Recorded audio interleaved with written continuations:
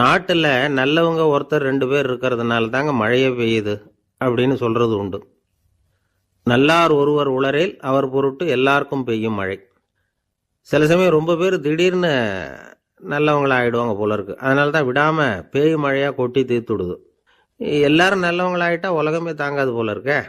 அப்பப்போ ஒருத்தர் 2 பேர் நல்லவங்களாகணும். அப்போதான் சீரா மழை பெய்யும். மாசத்துக்கு 3 பேர் நல்லவங்களானா மாதம் மும்மாரி பொழியும். இதெல்லாம் வேடிக்கை பேச்சு. இப்போ இதெல்லாம் ஒரு பக்கம் இருக்கட்டும். இப்போ விஷயத்துக்கு வருவோம். ஒரு கும்பல்ல நல்லவன் யாரு அப்படிங்கிறத எப்படி கண்டுபிடிக்கிறது? இதுக்கு ஒரு வேடிக்கை கதை உண்டு. என்னுடைய நண்பர் ஒருத்தருக்கு அவங்க பாட்டியம்மா சொன்ன கதையா அது. அது என்ன கதைன்னா, ஒரு ஊர்ல ஒரு சமயம் பலமான மழை பெய்ய ஆரம்பிச்சுட்டு தான். இடி மின்னல் ரொம்ப கடுமையா இருந்திருக்குது. ஆரம்பிச்ச மழை வர வர கடுமையா ஆகிட்டு இருக்குதே தவிர நிக்கிற பாடா தெரியல. ஊர் ஜனங்கள்லாம் பார்த்தாங்க. இதுக்கு மேலேயும் வீட்டு உள்ள இருந்தா ஆபத்துங்கிறத புரிஞ்சுக்கிட்டாங்க. ஏன்னா வீடெல்லாம் இடிஞ்சு விழுந்துருமோங்கிற பயம். உடனே எல்லாரும் புறப்பட்டு ஊருக்கு பொதுவா இருந்த ஒரு மண்டபத்துல போய் தங்கிக்கிட்டாங்க. மின்னல் கடுமையா இருந்தது. இடி எந்த நேரத்திலையும் விழலாம்ங்கிற நிலைமை. எப்போ விழலாம்னு பார்த்துக்கிட்டு இருக்குது. அந்த மண்டபத்தில் இருந்த ஜனங்கள் மனசுக்குள்ள ஒரு பயம். நம்ம கூட்டத்தில் யாராவது ஒரு கெட்டவன் பாவம் பண்ணவன் இருந்தா கூட இடி வந்து இந்த மண்டபத்தில் விழுந்துரும். அது எல்லாருக்கும் ஆபத்து அப்படின்னு நினைச்சாங்க. சரி, இதுக்கு என்ன பண்ணலாம் அப்படின்னு யோசனை பண்ணாங்க. அந்த கூட்டத்தில் ஒரு பெரியவர் இருந்தார். அவரு ஒரு யோசனை சொன்னார். இதோ பாருங்க, அதுக்கு ஒரு வழி இருக்கு. அதோ எதிர்த்தாப்புல கொஞ்சம் தூரத்தில் ஒரு உயரமா மரம் ஒன்று இருக்கு பாருங்க. பொதுவாக இடி வந்து சுலபமாக விழறது அது மாதிரி உயரமான மரத்துல தான். நம்ம கூட்டத்தில் இருக்கிறவங்க எல்லாரும் ஒவ்வொருத்தரா போய் அந்த மரத்தை தொட்டு விட்டு திரும்பி வந்துடணும். நம்மள பாவம் பண்ணவன் யாரோ அவன் அந்த மரத்தை தொடுற சமயத்தில் இடி விழுந்துரும். அவன் மட்டும் போயிடுவான். மண்டபத்தில் இருக்கிற நாமெல்லாம் பொழைச்சிக்கலாம் அப்படின்னு ஐடியா கொடுத்தாரு அந்த பெரியவர். இது நல்ல யோசனையாகப்பட்டது. எல்லாரும் ஒத்துக்கிட்டாங்க. ஒவ்வொருத்தராக போய் அந்த மரத்தை தொட்டு விட்டு திரும்பி வந்தாங்க. இடி எதுவும் விழலை. இன்னமும் பாவம் பண்ண ஆசாமி அதை போய் தொடலை போல இருக்கு அப்படின்னு நினச்சிக்கிட்டாங்க. ஒவ்வொருத்தராக போகிறாங்க. எல்லாரும் போய் தொட்டு விட்டு வந்தாச்சு. இன்னும் ஒரே ஒரு ஆசாமி தான் பாக்கி. கடைசியாக இருந்த அந்த ஆள் பயந்துட்டான். இது வரைக்கும் இடி விழலைன்னா இப்போ என்ன அர்த்தம்? இப்போ நாம தான் பாக்கி, நாம தான் தப்பு பண்ண ஆள் போல இருக்கு அப்படின்னு நினச்சிட்டான். அதனால் துணிச்சலாக போய் தொடுறதுக்கு பயந்தான். தயங்கிக்கிட்டே இருந்தான். இருந்தாலும் மற்றவங்கள்லாம் சும்மா இருப்பாங்களா? கட்டாயப்படுத்தி கழுத்தை பிடிச்சி தள்ளாத குறையா அவனை தள்ளி விட்டாங்க. போய் தொட்டுட்டு வாடான்னு. அவன் நடுங்கிட்டே போய் அந்த மரத்தை தொட்டான். அதே வினாடி ஒரு பயங்கரமான மின்னல் இடி விழுந்துட்டுது.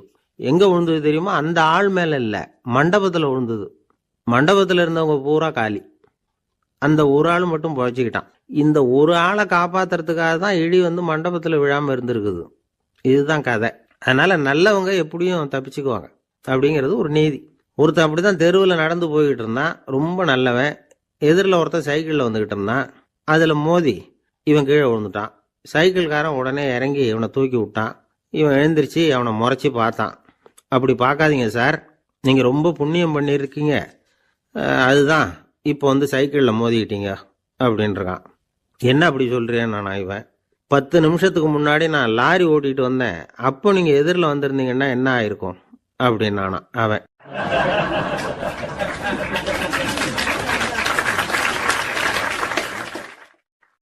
ஒரு ஊர்ல ஒரு பெரிய செல்வந்தர் இருந்தார்.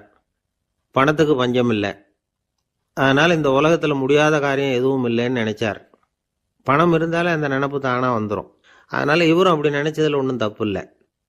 அந்த ஊருக்கு குருநானக் ஒரு தடவை வந்தார். அவருக்கு இந்த செல்வந்தர் ரொம்ப பிரமாதமா ஒரு வரவேற்பு கொடுத்தார். ஊர் எல்லையிலேயே எங்க வீட்டுக்கு வந்து விருந்து சாப்பிட்டுட்டு போகணும்னு கேட்டுக்கிட்டார். அவரும் சரின்னு ஒத்துக்கிட்டார். உடனே தன்னுடைய பங்களாவில் ஒரு பெரிய விருந்துக்கு ஏற்பாடு பண்ணார். குருநானக்கை அழைச்சிட்டு வீட்டுக்கு போனார். உட்கார வச்சார். ஐயா, நான் இந்த ஊர்லேயே ரொம்ப பெரிய வசதி உள்ளவன். என்னால் எல்லாம் முடியும். உங்களுக்காக நான் என்ன செய்யணும்னு சொல்லுங்க. எதுவாக இருந்தாலும் பரவாயில்ல, எவ்வளவு செலவானாலும் பரவாயில்ல, என்னால் செய்ய முடியும். என்ன செய்யணும்னு சொல்லுங்க, அது போதும், நான் செய்கிறேன் அப்படின்னு நான் ரொம்ப பணிவா. இதை கேட்டதும் குருநானக் சிந்திச்சார் கொஞ்ச நேரம். அதுக்கப்புறம் தன்னோட சட்ட பைக்குள்ள கையை விட்டு ஒரு பழைய ஊசி ஒன்று எடுத்தார். அந்த செல்வந்தர்கிட்ட கொடுத்தார். இதை பாருங்க, இவ்வளவு தூரம் நீங்கள் கேட்கறதுனால சொல்கிறேன். எனக்கு நீங்கள் செய்ய வேண்டிய உதவி இதுதான்னார். ஊசியை கையில் வாங்கிக்கிட்டு இதை என்ன செய்யணும்னு சொல்லுங்க அப்படின்னார் அவர். நீங்கள் செய்ய வேண்டியது என்னன்னா, இந்த ஊசியை பத்திரமா வச்சிருக்கணும். நாம் 2 பேரும் இறந்து போனதுக்கு பின்னாடி இன்னொரு உலகத்தில் நாம் சந்திக்கக்கூடிய வாய்ப்பு இருக்குது. அப்போ இந்த ஊசியை என்கிட்ட கொண்டாந்து கொடுக்கணும். இதுதான் நீங்கள் எனக்காக செய்ய வேண்டிய உதவி அப்படின்னார் குருநானக் லேசாக சிரிச்சுக்கிட்டே. இதை கேட்ட உடனே இந்த பெரியவர் முழிக்க ஆரம்பிச்சிட்டார். அது எப்படிங்க, நான் சாகிறப்ப எப்படி இந்த ஊசியை எடுத்துக்கிட்டு இன்னொரு உலகத்துக்கு வர முடியும்னார். ஊசி மாதிரி ஒரு சின்ன பொருளை கூட இந்த உலகத்தை விட்டு நாம் போகிறப்ப எடுத்துகிட்டு போக முடியாதுங்கிறப்போ உங்களோட செல்வத்தையெல்லாம் எப்படி அங்கே எடுத்துகிட்டு வர போகிறீங்க அப்படின்னு கேட்டார் குருநானக். அதுக்கப்புறம் தான் அந்த பெரியவர் யோசிக்க ஆரம்பித்தாராம். குருநானக் சொல்கிறார், இதை பாருங்க, நாம் செய்கிற நல்லது கெட்டது தான் கடைசி வரைக்கும் நம்ம கூட இருக்கும். அடுத்தவங்க நல்லா இருக்கணுங்கிறதுக்காக பொருளை செலவு செய்யணும். அப்படி செய்யலைன்னா எந்த பிரயோஜனமும் இல்லை அப்படின்னார். அதுக்கப்புறம் தான் அந்த செல்வந்தரின் அறிவு கண் திறந்து தான் உடனே குருநானக்கை வணங்கினார். ஐயா, என்கிட்ட இருந்த ஆணவம் போயிட்டுது, இனிமேல் என்கிட்ட இருக்கிற செல்வத்தை நல்ல வழியில் செலவழிப்பேன் அப்படின்னாராம். நம்மக்கிட்ட இருக்கிற பணம் எப்பவும் நம்ம கூடவே வந்துக்கிட்டு இருக்காதுங்கிறதுக்கு இது ஒரு உதாரணம். அதுக்காக நாம் பணம் சேர்க்கறத பற்றி கவலைப்பட வேண்டியதில்லை, பேசாமல் படுத்து தூங்கிக்கிட்டு இருந்தால் போதும் அப்படின்னு இதுக்கு அர்த்தம் பண்ணிக்கப்படாது. முறையான வழியில் பணம் சேர்க்கணும், அதை முறையான வழியில் செலவு பண்ணணும். அதனால் ஏற்படக்கூடிய மன நிறைவு இருக்கு பாருங்க, அது அனுபவிச்சவங்களுக்கு தான் தெரியும். சொர்க்கத்துக்கு போகிறவங்க இங்கேருந்து பணத்தை எடுத்துகிட்டு போக முடியாது. ஆனால் நம்ம செல்வத்தை இங்கே மற்றவங்களுக்கு பயன்பட செய்து அதனால் ஏற்படுற புண்ணியம் இருக்கு பாருங்க, அதை எடுத்துகிட்டு போக முடியுமா. இதுதான் ஆன்மீகவாதிகள்லாம் சொல்கிற கருத்து. ஜான் நியூட்டன் ஒருத்தர், அவர் சொன்னார், நான் எப்போவாவது சொர்க்கத்துக்கு போய் சேர்ந்தேன்னா அங்கே 3 அதிசயங்களை பார்ப்பேன்னார். என்னன்னு கேட்டாங்க. நான் யார் யார் இருக்க மாட்டாங்கன்னு நினச்சிக்கிட்டு இருந்தானோ அவங்களில் சில பேர் அங்கே இருப்பாங்க, அது ஒரு பெரிய அதிசயம்னார். சரி, அடுத்தது என்ன? 2வது அதிசயம் என்னன்னா, அங்கே இருப்பாங்கன்னு நான் எதிர்பார்த்த சில பேர் அங்கே இருக்க மாட்டாங்க அப்படின்னார். சரி, 3வது பெரிய ஆச்சரியம் என்ன அப்படின்னா, நான் அங்கே இருக்க பாருங்க, அதுதான் அந்த 3வது அதிசயம் அப்படின்னாராம்.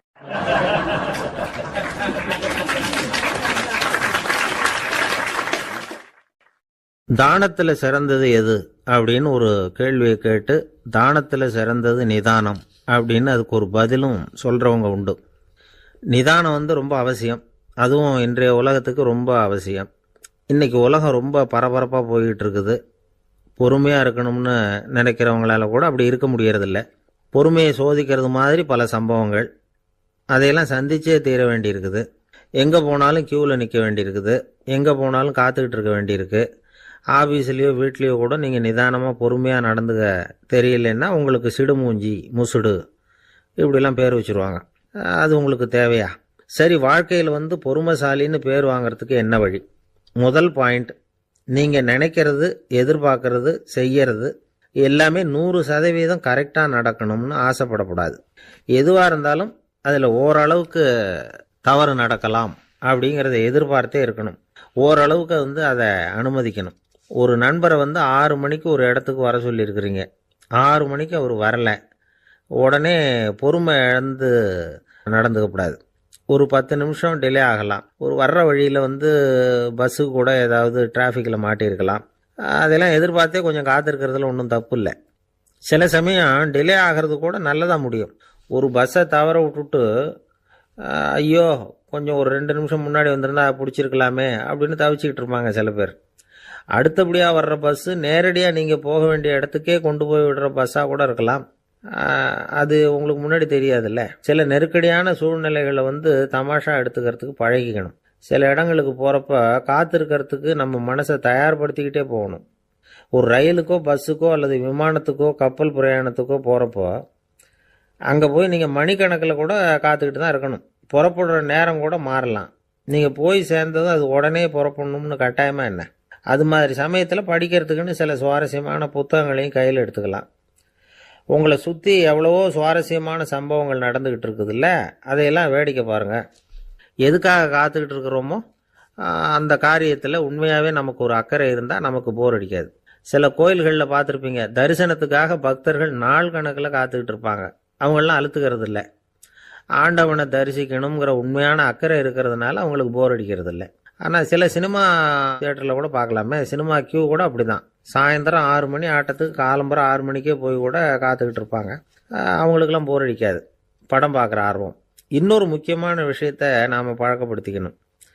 லிவ் ஃபார் தி மூமெண்ட் அப்படிங்கிறாங்க நிபுணர்கள். ரொம்ப பேர் எப்படின்னா அடுத்தபடியாக நடக்க போகிற விஷயத்திலேயே கவனமாக இருப்பாங்க. அந்த நினைப்புலேயே இந்த நிமிஷத்தை பொறுமை இல்லாமல் கழிப்பாங்க. ஒருத்தர் இருக்கார், அவர் எப்படின்னா ஆஃபீஸ் முடியறதுக்குள்ளேயே சார் 5 மணிக்கெல்லாம் ரெடியாக இருங்க, நாம் அந்த ஹோட்டலில் போய் டிஃபன் சாப்பிட்ணும் அப்படின்னு 4 மணிலேருந்து சொல்லிகிட்டு இருப்பார். 4:55 பரபரப்பாக ஓடி வருவார். 2 பேரும் புறப்படுவோம், ஹோட்டலுக்கு போவோம், சாப்பிட்டுக்கிட்டு இருப்போம். அப்படி சாப்பிட்டுட்டு இருக்கிறப்ப சார் சாப்பிட்டு முடித்ததும் நேராக ஒரு ஜவுளி கடைக்கு போகிறோம் அப்படிம்பார். பரபரக்க சாப்பிட்டு முடிப்பார், புறப்படுவார். ஜவுளி கடையில் அவசரமாக சீக்கிரம் பில் போடுங்க சார், சினிமாவுக்கு நேரம் ஆகிடும்பார். சினிமா தியேட்டரில் உட்காந்து அடுத்தபடியாக எங்கே டின்னர் சாப்பிட்றதுன்னு யோசனை பண்ணிகிட்டு இருப்பார். ராத்திரி படுக்கையில் விழுந்ததுக்கு அப்புறமும் நாளைக்கு காலையில் எழுந்திரிச்சதும் அதை பண்ணணும் இதை பண்ணணும்னு திட்டம் போட்டுக்கிட்டே இருப்பார். அதாவது எப்பவும் அடுத்த நிமிஷம், அடுத்த நாள், அடுத்த வாரம், அடுத்த வருஷம், இதுதான் அவங்க சிந்தனை. இந்த நிமிஷம் என்ஜாய்மெண்ட்டை அவங்க இழந்துடுறாங்களாம். அதனால தான் வாழ்நாள் பூரா பொறுமையின்மை, அவஸ்தை, அல்லல். அதனால் நாம் எல்லாரும் வாழ்க்கையில் நிதானமாக இருக்கிறதுக்கு கற்றுக்கணுமா. அதுக்காக இந்த நிதானத்துக்கு வேறு விதமான அர்த்தம் பண்ணிக்கக்கூடாது. ஒருத்தர் அப்படித்தான் ஒரு தடவை அவருடைய குதிரை காணாமல் போயிட்டு தான். அதுக்காக அவர் கவலைப்படலை, நிம்மதியாக இருந்தார், சந்தோஷமாக இருந்தார். என்ன சார் இது, உங்கள் குதிரை திருட்டு போயிட்டுதுங்கிறீங்க, நீங்கள் கவலைப்படாமல் இருக்கிறீங்களே அப்படின்னு கேட்டாங்களாம். அதுக்கு அவர் சொல்லியிருக்கார், நல்ல வேலை சார், கட்டியிருந்த குதிரை காணாமல் போயிருக்குது, நான் அது மேலே உட்காந்துருக்கிற சமயம் அது காணாமல் போயிருந்ததுன்னா, திருட்டு போயிருந்ததுன்னா நானும் சேர்ந்தில் காணாமல் போயிருப்பேன் அப்படின்னாராம். எவ்வளவு நிதானமான ஆள் பாருங்க.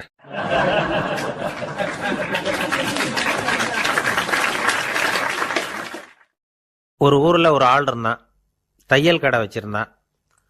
அவங்கிட்ட ஒருத்தன் ஒரு சட்டை துணி எடுத்து கொடுத்து தைக்க சொல்லியிருந்தான். வர்ற சனிக்கிழமை வா, வந்து வாங்கிட்டு போ அப்படின்னு அவன் சொல்லியிருந்தான். அதே மாதிரி இவன் வந்தான். அவன் தச்சு வச்சுருந்த சட்டையை கொடுத்தான். இவன் வாங்கி அங்கேயே போட்டு பார்த்தான். கை நீளம் ஒன்றுக்கு ஒன்று வித்தியாசமாக இருந்தது. வலது கை இடது பக்கத்தை விட நீளம் குறைச்சலாக இருந்தது. அவன் முணுமுணுக்க ஆரம்பிச்சுட்டான், என்ன இது இப்படி தைச்சுட்டியேன்னு. இதுக்கு அவன் சொன்னான், ஐயையோ இதுக்காகவா சங்கடப்படுறீங்க, வலது கையை மட்டும் கொஞ்சம் உள்ளே இழுத்தாப்புல வச்சுக்கிட்டிங்கன்னா சரியாக போகுது, மற்றபடி அந்த சட்டையில் உள்ள கலை அம்சத்தை கவனிங்க, எவ்வளோ அற்புதமாக தைச்சிருக்கேன் பாருங்கள், ஒரு சின்ன குறையை இப்படிலாம் பொருட்படுத்த வேண்டியதில்லை, நான் சொன்னது மாதிரி கையை கொஞ்சம் உள்ளே இழுத்தது மாதிரி வச்சுக்கிட்டு நடந்து போங்க, ஜோராக இருக்கும் அப்படின்னா. அவனும் யோசித்து பார்த்தான். சரியான யோசனையாக தான் தோணுச்சு. கொஞ்சம் முயற்சி பண்ணி வலது கையை கொஞ்சம் உள்ளே இழுத்து சட்டை சரியாக இருக்கிறது மாதிரி பண்ணிக்கிட்டான். இப்போ மறுபடியும் ஒரு பிரச்சனை. வலது கையை உள்ளே இழுத்த மாதிரி அப்படியே வச்சுக்கிட்டதும் முதுகு பக்கம் கொஞ்சம் துணி தளர்த்தியாக தொங்குறது மாதிரி தெரிஞ்சுது. என்ன இது, முதுகு பக்கம் துணி குவிஞ்சுட்டுதே, தொங்குதே அப்படின்னா மறுபடியும், அடடா இதுக்காகவா கவலைப்படுறீங்க, உடம்பு அதுக்கு தகுந்த மாதிரி கொஞ்சம் வளைச்சிக்கிட்டா சரியாக போடுது, இதுக்காக அந்த அழகான தையலை பிரித்து அதில் உள்ள கலை அம்சத்தை கெடுக்கிறதுக்கு என் மனசு இடம் தரல, எவ்வளவுக்கு தளர்த்தியாக இருக்கோ அவ்வளவுக்கு கொஞ்சம் உடம்பை வளைச்சி அப்படி குனிஞ்சது மாதிரி போங்க போதும் அப்படின்னா. அதுவும் நல்ல யோசனையாக தான் பட்டுது இவனுக்கு. சரின்னு சொல்லிவிட்டு புறப்பட்டான். தெருவில் இறங்கினான். கையை கொஞ்சம் உள்ளே இழுத்தான், உடம்பை கொஞ்சம் முன்னால் வளைச்சான், சட்டைக்கு தகுந்த மாதிரி உடம்பை பண்ணிக்கிட்டான், மெதுவாக நடந்து போகிறான். இப்போ எதிரில் இன்னொருத்தன் வரான். இவனை பார்க்குறான், இவன் போட்டிருக்கிற சட்டையை பார்க்குறான், ஆஹா அற்புதம்ங்கிறான். சும்மா சொல்லக்கூடாது, ரொம்ப நல்லா இருக்குது, நிச்சயமாக இது இந்த ஊர் மேலே தெருவில் இருக்கிற ஒருத்தன் இருக்கானே அவன் தைச்சதாக தான் இருக்கணும் அப்படின்னா. இதை கேட்டதும் அவனுக்கு ஆச்சரியம், எப்படி அவ்வளவு கரெக்டாக கண்டுபிடிச்சிங்க அப்படின்னு கேட்டிருக்கான். இதுக்கு அந்த வழிபோக்கன்னு சொன்னானான், அவன் ரொம்ப கெட்டிக்காரன், உங்களை மாதிரி உடம்பும் கையும் வளைஞ்சு போன ஒரு ஆசாமிக்கு அவனை தவிர வேற யாராலேயும் இவ்வளவு பொருத்தமான ஒரு சட்டையை தைக்க முடியாது அப்படின்னானா. பாருங்க, அவனுக்காக இவன் அனுசரிக்க போய் இவனோட நிலைமை எப்படி ஆயிட்டுது பாருங்க. இதே மாதிரி தான் சில சடங்குகளும் சம்பிரதாயங்களும் நம்மளை கோமாளி ஆக்கி விட்டுரும். எதுவாக இருந்தாலும் அதில் அறிவுபூர்வமான அணுகுமுறை அவசியம். ஒரு நர்ஸ் அவசரமாக ஓடி டாக்டர்கிட்ட சொல்லிச்சான், டாக்டர் ஒரு தப்பு நடந்து போச்சு, 10ஆம் நம்பர் பெட்டில் இருக்கிற பேஷண்ட்டுக்கு காலில் ஆப்ரேஷன் பண்ணுறதுக்கு பதிலாக கையில் ஆப்ரேஷன் பண்ணி விட்டீங்க, கை ஆப்ரேஷன் பண்ணிக்க வேண்டிய ஆள் 7ஆம் நம்பர் பெட்டில் இருக்கார் அப்படின்னு தான். அதுக்கு இவர் பதட்டப்படாமல் சொன்னாராம், பரவாயில்ல இவரை தூக்கி 7ஆம் நம்பர் பெட்டில் போட்டுரு அப்படின்னாராம்.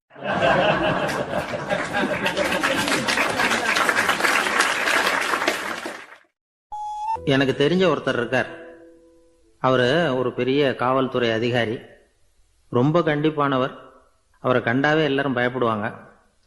அப்படிப்பட்டவர் வீட்டுக்கு போனா அப்படியே அடியோட மாறிடுவார். அங்க போய் பாத்தீங்கன்னா குழந்தைகளோட குழந்தையா அவர் விளையாடிட்டு இருப்பார்.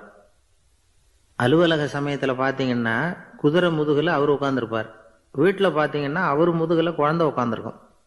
அவரு குதிரை மாதிரி போயிட்டு இருப்பார். இது எப்படிங்க முடியுது உங்களால அப்படின்னு கேட்டாங்க. அது ஒண்ணுமில்ல, இங்க வீட்டுக்கு வந்த உடனே என்னோட மனசை தனியா எடுத்து வச்சிருவேன் அப்படின்னார். அது என்னங்க உங்க சட்டப்பையிலையா இருக்குது மனசு, அது தனியா எடுத்து வைக்கிறதுக்கு அப்படின்னு கேட்டாங்க. அப்படி இல்லைங்க, இது ஒரு பயிற்சி, மனப்பயிற்சி, அவ்வளவுதான் அப்படின்னார். இப்படி சமயம் பார்த்து மனசை தனியா வச்சுவிட தெரிஞ்சவங்க வாழ்க்கையில எப்பவும் உற்சாகமா இருப்பாங்க அப்படிங்கிறது பெரியவங்க கருத்து. ஒரு டாக்டர் ஆஸ்பத்திரியில் இருக்கிற வரைக்கும் டாக்டரா இருக்கலாம். அவர் மனைவிகிட்டையும் அவர் டாக்டரா இருக்க வேண்டிய அவசியம் இல்லை. ஒரு வக்கீல் கோர்ட்ல இருக்கிற வரைக்கும் வக்கீலா இருக்கலாம். வீட்டுக்கு வந்ததுக்கு அப்புறமும் வக்கீலா இருக்க வேண்டிய அவசியம் கிடையாது. வீட்டுல குழந்தைகள்கிட்ட விளையாடும் பொழுதும் அதுகள்கிட்ட ஃபீஸ் கேட்டுக்கிட்டு இருக்கக்கூடாது. நாம எப்படி இருக்கணும்னு பெரியவங்க சொல்றாங்கன்னா, மனசோட சேரப்படாதான். அப்படி சேராம வாழ்க்கையை கவனிக்கணுமா. மனசை அப்படியே தனியா எடுத்து பக்கத்துல வச்சுடணும். அப்படின்னா அதை அப்படியே தூக்கி எறிஞ்சுடு அப்படின்னு அர்த்தம் இல்லை. ஏன்னா மனசுங்கிறது நமக்கு உபயோகப்படக்கூடிய ஒண்ணுதான். எப்போ எப்போ அது தேவையோ அப்பப்போ எடுத்து உபயோகப்படுத்திக்கணும். தேவைப்படுறப்போ எடுத்து கண்ணாடியை மாட்டிக்கிறோம்ல, படிக்கும் பொழுது கண்ணாடி தேவைப்படுது, எடுத்து மாட்டிக்கிறோம் இல்லையா? அது மாதிரி கணக்கு போடுறதுக்கு மனசு தேவை. கடைக்கு போய் ஒரு பொருள் வாங்குறோம், காசு கொடுக்குறோம், மீதி சில்லறை சரியா இருக்கா அப்படின்னு எண்ணி பார்த்து வாங்க வேண்டியிருக்கு. அந்த சமயத்தில் மனசை எடுத்து தனியாக வச்சுட்டேன் அப்படின்னு சொல்லிட்டு இருக்கக்கூடாது. பரீட்சைக்கு படிக்க வேண்டியிருக்குது, படித்ததையெல்லாம் அப்படியே நினைவில் வச்சுக்க வேண்டியிருக்கு. அந்த சமயத்தில் மனசை தூக்கி எறிஞ்சுட்டேன் சார் அப்படின்னு சொல்லிட்டு இருக்கக்கூடாது. அப்படி சொன்னால் பரீட்சை நம்மளை தூக்கி எறிஞ்சிடும். அதனால தேவைப்படுறப்போ மனசை உபயோகப்படுத்தணும், தேவையில்லாதப்போ அதை தனியாக ஓய்வு எடுத்துக்க விட்டுடணும். இப்படி நாம் பழக்கப்படுத்திக்கிட்டா வாழ்க்கைங்கிறது நமக்கு புதுசாக தெரியுமா. மனசுக்கும் ஒரு சக்தி கிடைக்கும். எந்திரங்களுக்கு ஓய்வு கொடுக்குற மாதிரி மனசுக்கும் ஓய்வு கொடுக்கணும், இல்லைன்னா அது களைச்சி போயிடும். குழந்தைகள் மனசை சுமந்துக்கிட்டு இருக்கிறது இல்லை. இது முதியவர்கள் குழந்தைகள் கிட்டே இருந்து கற்றுக்க வேண்டிய ஒரு பாடம். ஆனாலும் இந்த கால குழந்தைகள் கிட்ட ரொம்ப எச்சரிக்கையா இருக்க வேண்டியிருக்கு. ஒரு தாத்தாவும் பேரனும் விளையாடிக்கிட்டு இருக்கிறாங்க. தாத்தா, எனக்கு சைக்கிள் ஓட்ட கற்றுக் கொடு அப்படிங்கிறான் பேரன். சைக்கிள் உயரம் கூட இல்லை, அதுக்குள்ள சைக்கிள் ஓட்டணுமா அப்படின்னார் தாத்தா. ஏன் தாத்தா, ரயில் ஓட்டுறாரே, அவர் என்ன ரயில் நீளமா இருக்கார் அப்படின்னு கேட்டானா அந்த பையன். ஒரு ஊர்ல ஒரு சித்தர் இருந்தார், சூஃபி சித்தர். அவர் ஞானம் பெற்ற ஒரு சித்தர். ஒரு நாள் அந்த நாட்டு மன்னன் அவரை பார்க்கறதுக்காக வந்தான். என்ன வேணும் உனக்குன்னு கேட்டார். நான் கடவுளை பார்க்கணும், அதுக்கு நீங்க தான் உதவி பண்ணணும் அப்படின்னா அவன். சித்தர் கொஞ்சம் யோசனை பண்ணார். சரி, போயிட்டு நாளைக்கு வாடினார். அதே மாதிரி மன்னன் போயிட்டு அடுத்த நாள் வந்தான். இங்க நீ என்னோட ஒரு வாரம் தங்கியிருக்க வேண்டியிருக்கும்னார். சரின்னா ஒரு பிச்சை பாத்திரத்தை தூக்கி கையில கொடுத்தார். அவனுக்கு ஒன்றும் புரியல, இருந்தாலும் வாங்கிட்டான். வாங்கிட்டு இதை என்ன செய்யணும் அப்படின்னு கேட்டான். இதை ஒன்றும் செய்ய வேணாம், இதை எடுத்துக்கிட்டு பக்கத்தில் உள்ள கிராமங்களுக்கு போ, வீடு வீடா பிச்சை எடுத்துக்கிட்டு வா. அப்படி வந்த பிறகுதான் உனக்கு சாப்பாடும் ஓய்வும் கிடைக்கும். ஒரு வாரம் இப்படி செய், அதுக்கப்புறம் 8வது நாள் நாம கடவுளை பத்தி யோசிக்கலாம் அப்படின்னார். இப்படி இவர் சொன்னதை கேட்டதும் அந்த அரசனுக்கு அதிர்ச்சி ஆயிட்டுது. ஒரு மாதிரி ஆயிட்டான். தன்னுடைய சொந்த நாட்டில் சொந்த குடிமக்கள் கிட்ட போய் பிச்சை எடுக்கிறதா அப்படின்னு யோசனை பண்ணி பார்த்தான். அதுக்கப்புறம் மெதுவா அவன் அந்த சித்தரை பார்த்தான். ஐயா, சொந்த நாட்டிலேயே பிச்சை எடுக்கிறதுன்னா எனக்கு ஒரு மாதிரியா இருக்கு, வெக்கமா இருக்கு. நான் வேணும்னா வெளி தேசத்துல எங்கேயாவது போய் பிச்சை எடுக்கவா அப்படின்னு கேட்டான். இதுக்கு அந்த சித்தர் ஒரு சம்மதிக்கலை. இதை பாரு, உன்னால பிச்சை எடுக்க முடியலன்னா பேசாம திரும்பி அரண்மனைக்கே போயிடு. அதுக்கப்புறம் கடவுளை பத்தி எல்லாம் பேசுறதுக்கு என்னை தேடிட்டு வரக்கூடாது அப்படின்னு விட்டார். மன்னன் தயங்கினான், இருந்தாலும் மனசை சரி பண்ணிட்டு சம்மதிச்சான். சரிங்க, ஒரு வாரம் இங்க தங்குறேன், நீங்க சொல்றது மாதிரி பக்கத்து கிராமங்களுக்கு போறேன், வீடு வீடா பிச்சை எடுக்கிறேன், வர்றேன் அப்படின்னா. ஒரு வாரம் தெரு தெருவா பிச்சை பாத்திரத்தோட அலைஞ்சான். சொந்த ஊர்ல சொந்த குடிமக்கள் கிட்ட பிச்சை எடுத்தான். 7 நாள் முடிஞ்சது. 8வது நாள் அந்த சித்தர் மன்னனை கூப்பிட்டார். இப்படி வாழ்னார். வந்தான். இனிமே நீ கடவுளை பத்தி என்கிட்ட கேட்கலாம்னார். இனிமே கேட்கறதுக்கு ஒண்ணுமே இல்லை சுவாமின்னா இவன். ஒரு வார காலம் பிச்சை எடுத்த பிறகுதான் கடவுளை காண முடியும் அப்படின்னு நான் கனவு கூட காணவில்லைன்னா. அப்படின்னா நீ பிச்சை எடுத்த காலத்துல அப்படி என்னதான் நடந்தது அப்படின்னு கேட்டார் அவரு. சுவாமி, ஒரு வார காலம் பிச்சை எடுத்ததுல என்னுடைய ஆணவம் அழிஞ்சுட்டுது. அது இப்போ இருக்கிற இடமே தெரியல. இப்ப அதை காணவே காணோம். பிச்சைக்காரனா இருந்தப்போ பெற்றதை மன்னனாக இருக்கும்போது பெற முடியாதுங்கிறத புரிஞ்சுக்கிட்டேன் அப்படின்னா மன்னன். அடக்கம் பிறந்தவுடன் தெய்வீக கதவுகள் திறந்து கொள்ளுகின்றன அப்படிங்கிறார் ஓஷோ. நம்மால் ஒருத்தன் ஆணவம் அழியணுங்கிறதுக்காக ஒரு திருவோட்டை எடுத்துக்கிட்டு தெரு தெருவா பிச்சை எடுக்க ஆரம்பிச்சான். என்ன, தெய்வீக கதவுகள் திறந்துதா அப்படின்னு கேட்டார் ஒருத்தர். தெய்வீக கதவு திறக்கிறதுக்கு முன்னாடியே எங்க வீட்டு கதவு சாத்திக்கிட்டுதுன்னா. என்னடா சொல்றேன்னார். இனிமே வீட்டுக்குள்ளேயே வர வேணாம், இதையே தொழிலா வச்சுக்கோ அப்படின்னு எங்க வீட்டுல சொல்லிவிட்டாங்க சார் அப்படின்னா. ஒரு ஊர்ல ஒருத்தர் இருந்தார். ரொம்ப நல்லவர். யாருக்காவது ஏதாவது கொடுத்துக்கிட்டே இருப்பார். கொடையாளி. தினமும் யாராவது ஒருத்தருக்கு ஏதாவது கொடுக்கலன்னா அவருக்கு தூக்கம் வராது. அப்படி ஒரு பழக்கம். அது மட்டும் இல்லை, அவர் கொடுக்கறது அடுத்தவங்களுக்கு தெரியாது. அவ்வளவு ரகசியமா அதை கொடுப்பார். வலது கை கொடுக்கறது இடது கைக்கு தெரியக்கூடாதுன்னு சொல்லுவாங்கல்ல, அது மாதிரி அவர். ஒரு நாள் ராத்திரி அவர் ஏற்கனவே தயாரா கட்டி வச்சிருந்த பணம் முடிச்ச கையில் எடுத்துக்கிட்டு வீட்டை விட்டு வெளியில வந்தார். தெருவில் இறங்கி நடந்தார். இன்னைக்கு யாருக்கு தர்மம் செய்யறது அப்படின்னு யோசனை பண்ணிட்டு இருட்டில் நடந்து வந்துகிட்டு இருக்கிறார். யாரோ ஒருத்தர் எதிரில் வர்றது மாதிரி தெரிஞ்சுது. உடனே அவர் கிட்ட போனார். தன்கிட்ட இருந்த பணம் முடிச்ச அவசரமா அவர் கையில திணிச்சுட்டு திரும்பி வந்துட்டார். அப்பாடா, ஒரு வழியா யாருக்கும் தெரியாம இன்னைக்கு தர்மம் பண்ணியாச்சு அப்படிங்கிற மகிழ்ச்சி, மன நிறைவு அவர் முகத்துல. நிம்மதியா தூங்கினார். அப்புறம் எழுந்திரிச்சார். மறுநாள் காலையில ஊரு பூரா ஒரே பேச்சு. என்ன பேச்சுன்னா, நேத்து ராத்திரி ஒரு திருடன் கையில யாரோ பணத்தை கொடுத்துட்டு போயிருக்கிறாங்க அப்படின்னு எல்லாரும் பேசிக்கிட்டு இருக்கிறாங்க. இதை கேள்விப்பட்டதும் அந்த பெரியவருக்கு ரொம்ப வருத்தமா போச்சு. அடடா, போயும் ஒரு திருடனுக்கா உதவி பண்ணியிருக்கிறோம், பிரயோஜனம் இல்லாம போயிட்டுதே அப்படின்னு நினைச்சார். சரி, இன்னைக்கும் யாருக்காவது உதவி பண்ணணும் அப்படின்னு முடிவு பண்ணினார். ராத்திரி நேரம் வந்தது. இவர் வழக்கம் போல தெருவில் இறங்கி நடந்தார். கையில பணம் முடிச்சு. எதிரில் ஒரு பொன் உருவம் மங்கலா தெரிஞ்சது. இவர் உடனே அந்த பெண் கிட்ட பணத்தை கொடுத்துட்டு திருப்தியா திரும்பி வந்துட்டார். மறுநாள் காலையில ஊரு பூரா என்ன பேசிக்கிட்டாங்க தெரியுமா? நேற்று ராத்திரி நெறி தவறி நடக்கிற ஒரு பெண்ணின் கையில யாரோ வச்சுட்டு போயிருக்கிறாங்க அப்படின்னு எல்லாரும் பேசிக்கிறாங்க. அடடா, இன்னைக்கும் தவறுதலா நடந்து போச்சு அப்படின்னு ஒரு வருத்தப்பட்டார். இருக்கட்டும், இன்னைக்கும் ஏதாவது தர்மம் பண்ணுவோம் அப்படின்னு நினைச்சுக்கிட்டாரு. 3வது நாள் ராத்திரியும் புறப்பட்டார். இப்பவும் எதிரில் ஒருத்தர் வந்தார். இவர் பணத்தை கொடுத்தார், திரும்பி வந்துட்டார். மறுநாள் மக்கள் என்ன பேசிக்கிட்டாங்கன்னா, நேற்று ராத்திரி ஒரு செல்வந்தர் கையில யாரோ பணத்தை கொடுத்துட்டு போயிருக்கிறாங்க அப்படின்னு பேசிக்கிட்டாங்களாம். அவருக்கு ரொம்ப வருத்தமா போயிட்டுது. என்ன இது, தினம் இப்படி ஆகிக்கிட்டு இருக்குதே அப்படின்னு நினைச்சுக்கிட்டே படுத்து தூங்கினார். அன்னைக்கு ராத்திரி ஒரு கனவு. அந்த கனவுல இறைவன் வந்து சொன்னாராம், இதோ பாருப்பா, நீ கொடுத்த தர்மம் வீணா போயிடல. உன்கிட்ட பணம் வாங்கின அந்த திருடன் திருந்திட்டான், அந்த பொண்ணும் திருந்திட்டா, அந்த செல்வந்தனும் கொடையாளி ஆயிட்டான், எல்லாருக்கும் உதவி பண்ண ஆரம்பிச்சுட்டான் அப்படின்னு சொன்னாராம். இந்த கதையை சொன்னவர் யாருன்னா நபிகள் நாயகம். இதுல உள்ள கருத்து என்னன்னா, நல்ல மனசோட தர்மம் பண்ணுனா அது வீணா போறதில்லை. இன்னொரு கருத்து, தர்மம் வந்து தன்னை மட்டுமல்ல அடுத்தவங்களையும் தீமையிலிருந்து காப்பாற்றும். இதுதான் நாம புரிஞ்சுக்க வேண்டியது. இந்த காலத்திலயும் இது மாதிரி சில சம்பவங்கள் நடக்கிறது உண்டு. ஒரு பெரியவர் இருட்டில் நடந்து வந்துகிட்டு இருந்தாரு. எதிரில் வந்த ஒருத்தன் வலுக்கட்டாயமா இவர் கையை பிடிச்சி ஒரு பண முடிப்பை கொடுத்து வச்சுக்க சொல்லிவிட்டு விலகி போயிட்டான். பெரியவருக்கு ஆச்சரியம். இந்த காலத்திலயும் இப்படி வலது கை கொடுக்கறது இடது கைக்கு தெரியக்கூடாதுன்னு நினைக்கிற கொடையாளிகள் உண்டு போல இருக்கு அப்படின்னு யோசனை பண்ணிக்கிட்டே நடந்தார். கொஞ்சம் தூரம் போயிருப்பாரு. அதுக்குள்ள அதே ஆள் திரும்பி வந்தான். கொடுத்த பண முடிப்பை திருப்பி கொடுங்க அப்படின்னு கேட்டு வாங்கிட்டான். இவருக்கு ஒன்றும் புரியல. ஏன் இப்படி பண்றேன்னார். அது ஒன்றும் இல்லைங்க, கொஞ்ச நேரம் இதை உங்ககிட்ட கொடுத்து வச்சிருந்தேன், அவ்வளவுதான் அப்படின்னா. ஏன்னு கேட்டார்.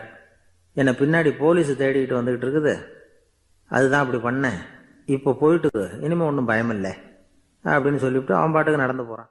ஜெருசலேம், அங்க உள்ள ஒரு தேவாலயம். அதில் உள்ள பலிபீடத்தின் முன்னாடி ஒரு பெட்டி உண்டு. அது காணிக்கை பெட்டி. ஆலயத்துக்கு வர்றவங்க பிரார்த்தனை பண்ணிவிட்டு திரும்பி போகிற சமயத்தில் அந்த பெட்டியில் காணிக்கை போடுவாங்க. அவங்களால எவ்வளவு முடியுமோ அவ்வளவு போடுறது வழக்கம். அவங்கவுங்க வசதிக்கு தகுந்த மாதிரி போடுவாங்க. வசதி உள்ளவங்களாக இருந்தாலும் சரி, வசதியே இல்லாத வறியவர்களாக இருந்தாலும் சரி, ஆலய காணிக்கை பெட்டியில் காசு போடுறது அவங்களுக்கு ரொம்ப பெருமையான ஒரு செயல். ஒரு சமயம் இயேசு தம்முடைய சீடர்களோடு அந்த ஆலயத்துக்கு வரார். அங்கே உட்காந்து ரொம்ப நேரம் வழிபாடு பண்ணிட்டு இருக்கிறார். சீடர்களும் அந்த ஜபத்தில் கலந்துக்கிட்டாங்க. வழிபாடு முடிஞ்சுது. இயேசு உட்காந்துருக்கிறார். காணிக்கை பெட்டியில் காசு போடுறவங்கள கவனிக்கிறார்.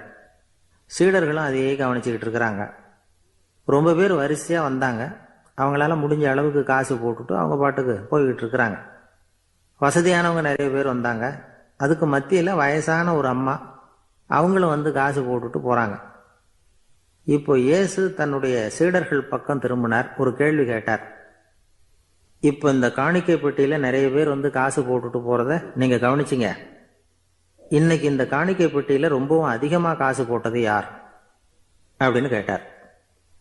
முதல்ல வந்தார ஒரு பெரிய மனுஷன், அவர் தான் அதிகமாக போட்டார் அப்படின்னார் ஒருத்தர். மூணாவதாக வந்தவர் தான் அதிகமாக போட்டார், நான் கவனித்தேன் அப்படின்னாரு இன்னொருத்தர். இப்படி ஆளுக்கு ஒரு விதமாக சொல்கிறாங்க. கடைசியாக இயேசு சொன்னாராம், இன்றைக்கு அந்த பெட்டியில் அதிகமாக காசு போட்டவங்க அந்த வயசான அம்மா தான் அப்படின்னாராம். சீடர்களுக்கு ஒன்றும் புரியல. அந்த அம்மா ரொம்பவும் ஏழையாச்சே, அவங்க எப்படி அதிகமாக காணிக்கை செலுத்த முடியும் அப்படிங்கிறது அவங்க சந்தேகம். இயேசு விளக்குனார். நிறைய பேர் வந்தாங்க, நிறையவே காசுகள் போட்டாங்க, அது உண்மைதான். ஆனாலும் அந்த அம்மா என்ன பண்ணாங்க கவனிச்சிங்களா? வந்தாங்க, தன்னுடைய காசு பையை திறந்தாங்க, அப்படியே கொட்டுனாங்க. அதில் இருந்தது ரெண்டு காசுகள் தான். அந்த 2 காசும் காணிக்கை பெட்டியில் விழுந்துட்டுது. மற்றவங்கள்லாம் தங்கள்கிட்ட இருந்த செல்வத்தின் ஒரு சிறு பகுதியை எடுத்து பெட்டியில் போட்டாங்க. ஆனால் இந்த அம்மா தன்கிட்ட என்ன இருந்ததோ அதை அப்படியே போட்டுட்டாங்க. தன்னுடைய பிழைப்புக்காக வச்சிருந்த அவ்வளவையும் இழக்கிறதுக்கு தயாராயிட்டாங்க. அவ்வளவு தாராள மனசு அவங்களுக்கு. அதனால அவங்க செலுத்தின காணிக்கை தான் அளவில் அதிகம் அப்படின்னார். விலை மதிப்பில்லாத முத்து புதையல் ஒருத்தனுக்கு கிடைக்க போகுதுன்னு வச்சுக்கோங்க. அதன் மதிப்பை உணர்ந்தவன் என்ன பண்ணுவான்? அதை அடையறதுக்காக தன்கிட்ட இருக்கிற எதையும் கொடுக்கறதுக்கு தயாரா இருப்பான் இல்லையா? அது மாதிரி தான் இதுவும் அப்படின்னார். உலக மதிப்பீடுகளை துரும்பா தூசியா மதிச்சு அதையெல்லாம் உதறி விடுகிறவன் இறையருள் அப்படிங்கிற இணையில்லாத செல்வத்தை பெறுகிறான் அப்படிங்கிறது இதில் உள்ள கருத்து. இறைவனுக்காக இழப்பதுன்னா துன்பப்படுகிறவர்களுக்காக, ஏழைகளுக்காக, ஏதுமற்றவர்களுக்காக இழப்பது அப்படின்னு அர்த்தம். உங்கள் அயலானுக்கு நீங்கள் என்ன உதவி செய்தாலும் அதை எனக்கே செய்கிறீர்கள் அப்படின்னு இயேசு சொல்லியிருக்கிறார். அடுத்தவங்களுக்கு உதவணுங்கிற குணம் இன்னைக்கு ரொம்ப குறைஞ்சி போச்சு. ஒருத்தன் வாழைப்பழத்தோல் வழுக்கி கீழே விழுந்துட்டான். பக்கத்தில் இருந்த நண்பன் உடனே இவனை தூக்கிக்கிட்டு போய் ஆஸ்பத்திரியில் சேர்த்துட்டான். அதுக்கப்புறம் சொன்னான், நீ அந்த வாழைப்பழத்தோலில் காலை வைக்க போகிறத முன்னாடியே நான் கவனிச்சுட்டேன் அப்படின்னானா. அப்படின்னா அப்போவே நீ எனக்கு உதவி செஞ்சுருக்கலாமே அப்படின்னானா அவன். நான் டாக்டருக்கு உதவலாம்னு நினச்சிட்டேன் அப்படின்னா இவன். ஒரு ஊரில் ஒரு மன்னர் இருந்தார்.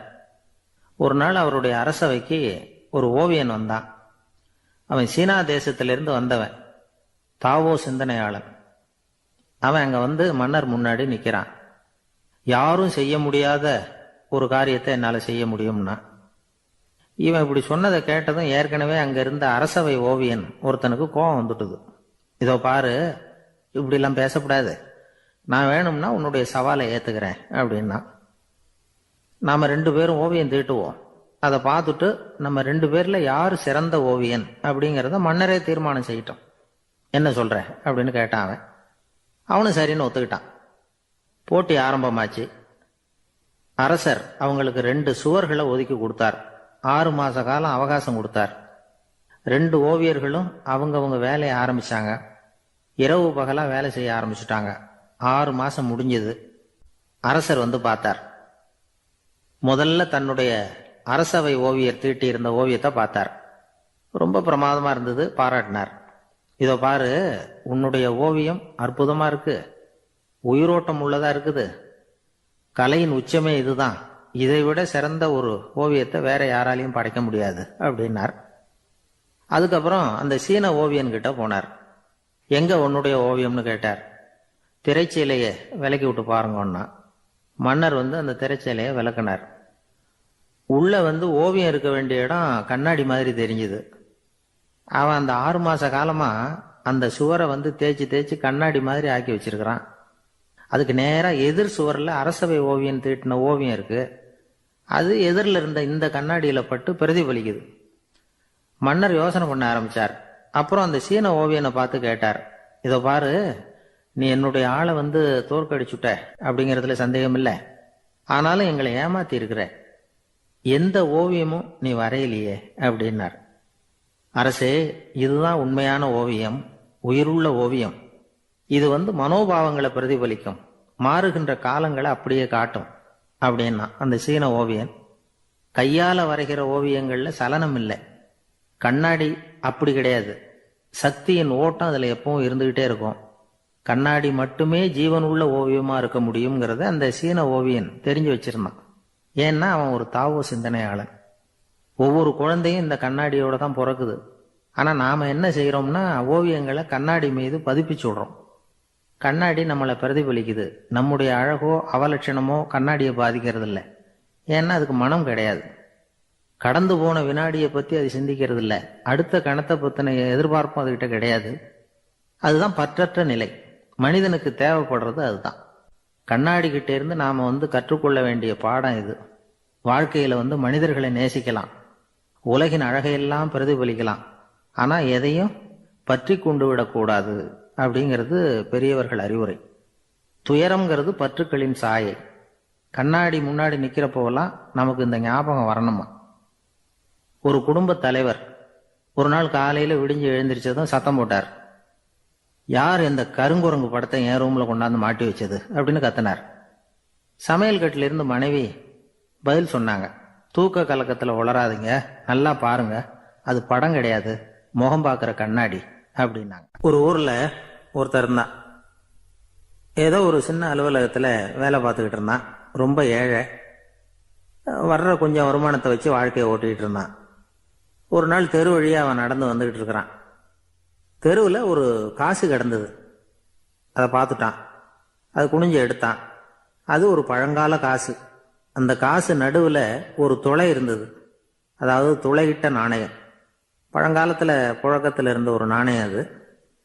துளையிட்ட நாணயம் கிடைச்சதுன்னா ரொம்ப நல்லது, அது அதிர்ஷ்டம் அப்படின்னு ஒரு நம்பிக்கை உண்டு. இவன் கையில் அது கிடைச்சதும் ரொம்ப சந்தோஷப்பட்டான்.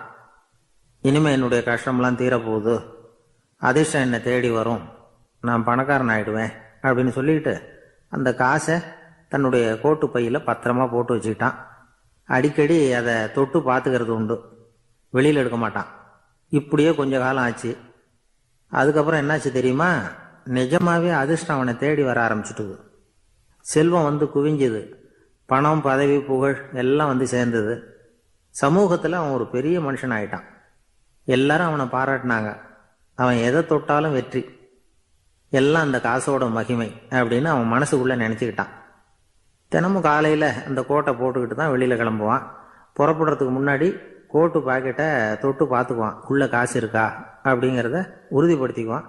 அதுக்கப்புறம் தான் வெளியில் கிளம்புவான். இப்படியே பல வருஷம் ஓடி போச்சு. ஒரு நாள் அவனுக்கு அந்த ஆசை வந்துட்டுது. அதாவது அந்த துளையிட்ட நாணயத்தை எடுத்து கண்ணால் பார்க்கணும் அப்படின்னு. காலையில் சாப்பிட்டுக்கிட்டு இருந்தான். அப்போ தன்னுடைய மனைவி கிட்ட சொன்னான், ரொம்ப நாளைக்கு அப்புறம் என்னுடைய அந்த நாணயத்தை இன்னைக்கு வெளியில் எடுத்து பார்க்க போறேன்னா. என்னத்துக்கு அது, இப்போ அதை பார்க்க வேணாமே அப்படின்னு மெதுவாக இழுத்தாங்க அந்த அம்மா. இல்லை இல்லை, நான் பார்த்தே தீரணும் அப்படின்னு அவன் தன்னுடைய சட்டை பைக்குள்ள கையை விட்டான். உள்ள இருந்த நாணயத்தை வெளியில் எடுத்தான். பார்த்தா அவனுக்கு ஆச்சரியமா போச்சு. அந்த நாணயத்தில் தொலையே இல்லை. என்ன ஆச்சு அப்படின்னு சொல்லி அவன் ரொம்ப குழம்பி போயிட்டான். இப்போ அந்த அம்மா சொன்னாங்க, நான் தான் ஒரு நாள் உங்கள் கோட்டு ரொம்பவும் தூசியாக இருக்கேன்னு சொல்லி அதை ஜன்னலுக்கு வெளியில் உதறினேன். உள்ளே இருந்த அந்த காசு அப்போ எனக்கு தெரியாது, ஞாபகத்தில் இல்லை. அது தெருவில் விழுந்துட்டது போல இருக்கு. அதுக்கப்புறம் எவ்வளவோ தேடி பார்த்தேன், கிடைக்கல. அதுக்குள்ளே அதை யாரோ எடுத்துகிட்டு போயிட்டாங்க போல இருக்கு. அது இல்லைங்கிறது உங்களுக்கு தெரிஞ்சால் வருத்தமாக இருக்குமேங்கிறதுக்காக நான் தான் வேற ஒரு நாணயத்தை எடுத்து சட்டை பைக்குள்ளே வச்சுட்டேன் அப்படின்னு விவரத்தை சொன்னாங்க அந்த அம்மா. இது எப்போ நடந்ததுன்னு கேட்டான். உங்களுக்கு அந்த காசு கிடைச்சதே அன்னைக்கு மறுநாளே இது நடந்து போச்சு அப்படின்னாங்களாம். இதை கொஞ்சம் யோசனை பண்ணி பாருங்க. அவனுக்கு அதிர்ஷ்டத்தை கொடுத்தது அந்த நாணயம் இல்லை, அவனுடைய நம்பிக்கை, அதாவது தன்னம்பிக்கை. அதுதான் வேலை செஞ்சிருக்கு. இதிலிருந்து நாம் தெரிஞ்சுக்க வேண்டியது என்னன்னா, வாழ்க்கையில் முன்னேற நினைக்கிறவங்களுக்கு தன்னம்பிக்கை ரொம்ப முக்கியம். அது இல்லைன்னா முன்னேற முடியாது. ஒருத்தன் சொன்னானா, நான் எப்பவுமே என்னதான் சார் நம்புவேன், மற்றவங்கள நம்ப மாட்டேன். நேற்றுக்கு பாருங்க, திடீர்னு 10 பேர் என்ன அடிக்க வந்துட்டாங்க, நான் ஒருத்தனாவே அதை சமாளித்தேன் அப்படின்றான் ரொம்ப பெருமையா. அது எப்படின்னு கேட்டாங்களாம்.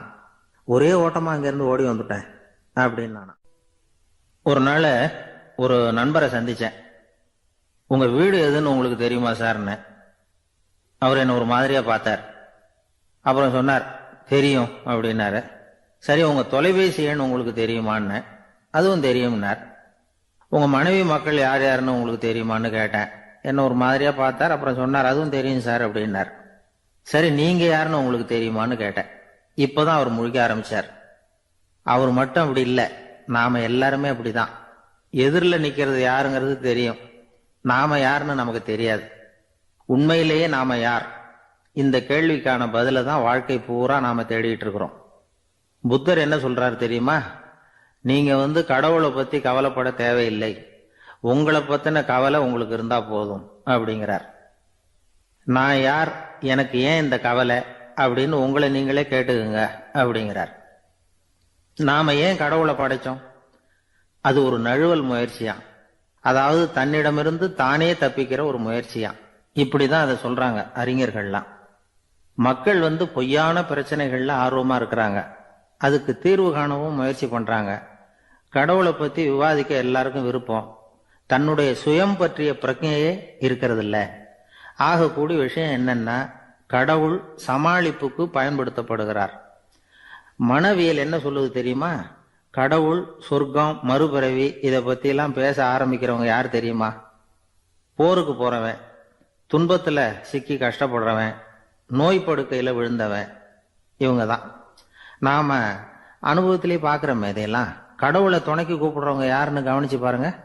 பரீட்சை எழுத போறவன், வேலை தேடி அலையிறவன், பண நெருக்கடியில் இருக்கிறவன், விபத்துல சிக்கிக்கிட்டவன், இவங்கெல்லாம் தான்.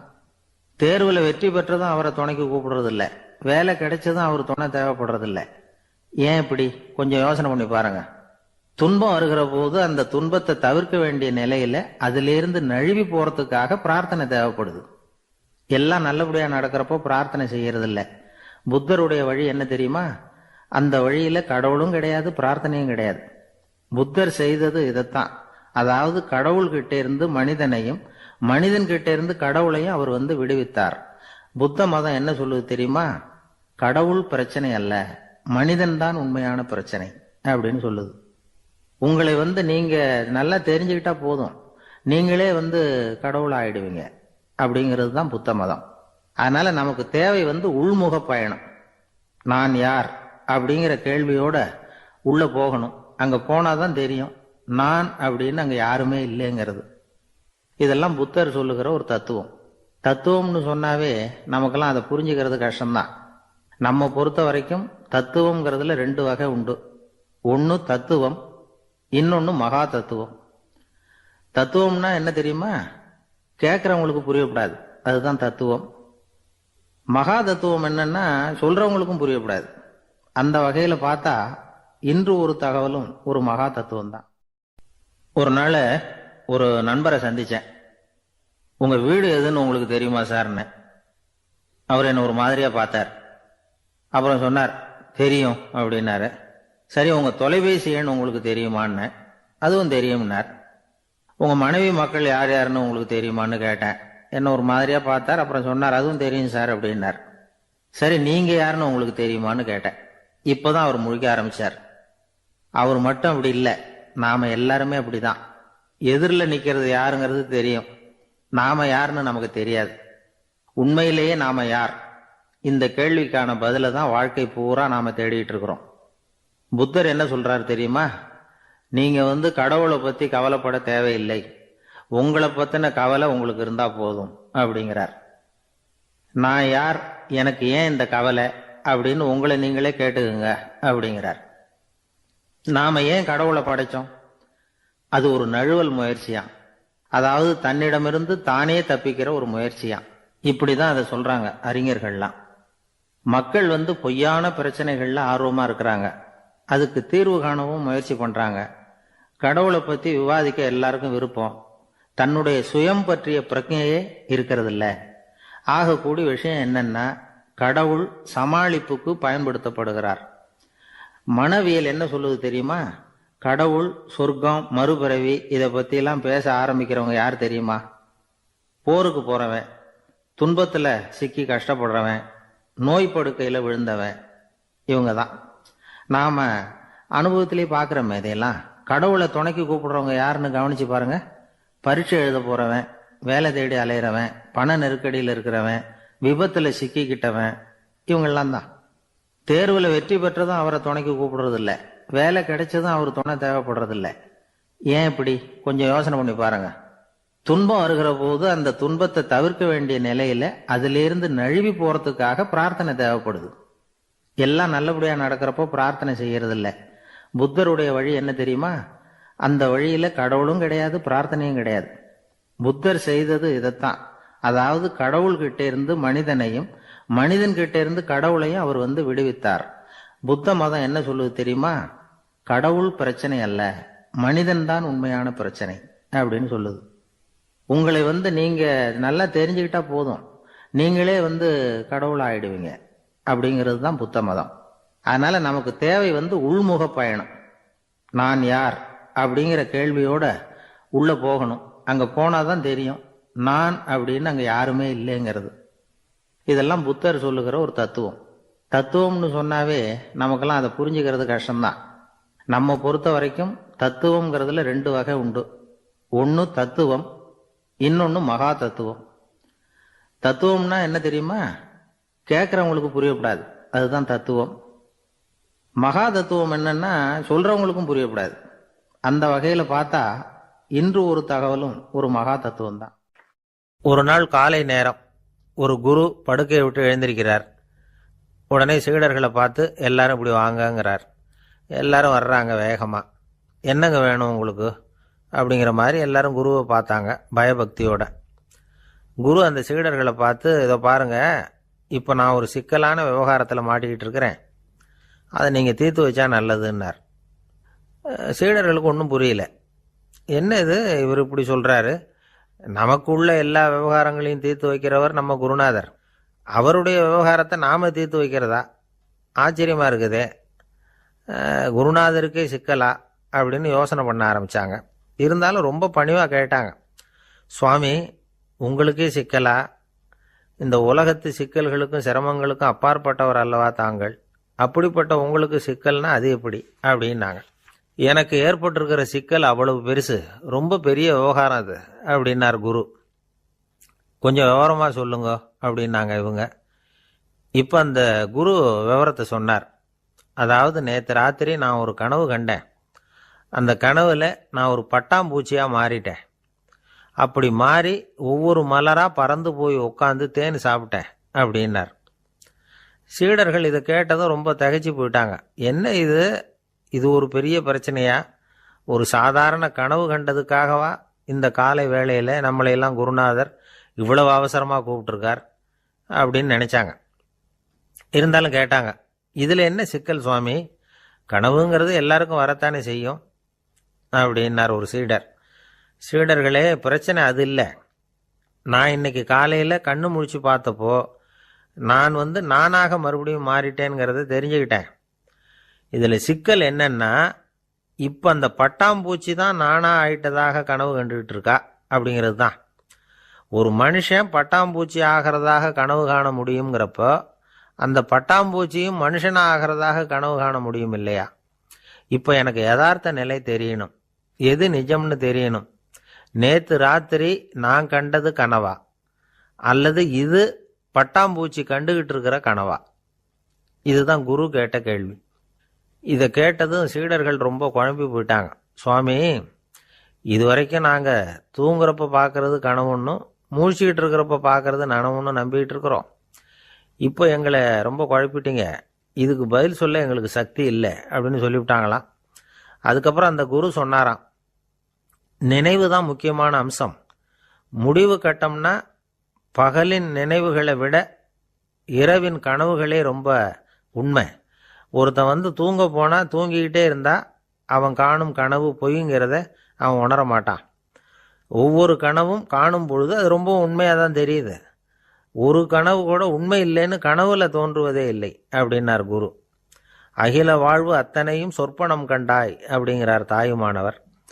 ஆகையினால நம்ம கனவுலேருந்து நாம் என்னைக்கு முழிச்சிக்க போகிறோம் அப்படிங்கிறது தான் ஒரு முக்கியமான கேள்வி. ஒருத்தர் வந்தார், காலில் கட்டோடு வந்தார். என்னங்க காலில் கட்டுன்னு? சார், நேற்று ராத்திரி தூக்கத்தில் எங்கள் வீட்டு கூரையில் ஏணியை சாத்தி வச்சு இறங்கினப்போ வழுக்கி விழுந்து காலை உடச்சிக்கிட்டேன்னார். உங்கள் வீட்டில் தான் ஏணியே கிடையாது சார் அப்படின்னு. உண்மைதான் சார், நான் கீழே விழுந்து முழிச்சுக்கிட்டதுக்கு அப்புறம் தானே ஏணி இல்லைங்கிறது எனக்கு ஞாபகம் வந்தது அப்படின்னார்.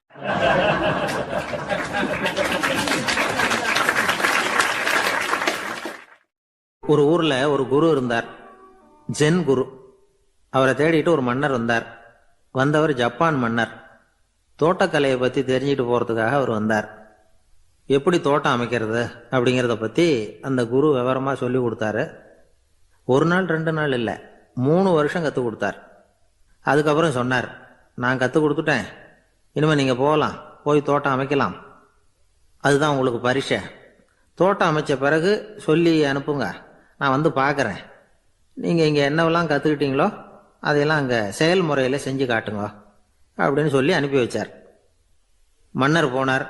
அரண்மனைக்கு பக்கத்திலே ஒரு பெரிய தோட்டத்தை உண்டு பண்ணினார். அழகான மரங்களையும் செடிகளையும் உருவாக்கினார். கிட்டத்தட்ட 1000 தோட்டக்காரர்களை பயன்படுத்தி 3 வருஷங்கள் முயற்சி பண்ணி அந்த அழகான தோட்டத்தை உருவாக்கினார். குருகிட்ட இருந்து செய்தி வந்தது, நாளைக்கு தோட்டத்தை பார்க்குறேன் அப்படின்னு. மன்னர் உடனே சுறுசுறுப்பாயிட்டார். முதல் நாளே தோட்டத்தை சுத்தப்படுத்தினார். ராத்திரி பூரா யாரும் தூங்கலை. எல்லாருக்கும் தோட்டத்தை ஒழுங்குபடுத்துகிற வேலை. அது அந்தந்த இடத்துல ஒழுங்காக இருக்குதா அப்படின்னு சரி பார்த்தாங்க. ஒரு தவறும் இல்லாத வகையில் அதை ஒழுங்குபடுத்தினாங்க. மறுநாள் குரு வந்தார், தோட்டத்தை பார்த்தார். அவருக்கு கோபம் வந்துட்டுது. மன்னருக்கு ஆச்சரியம், எப்பவும் சிரிச்சுக்கிட்டே இருக்கிறவர் இப்போ எப்படி இருக்கிறாரே அப்படின்னு.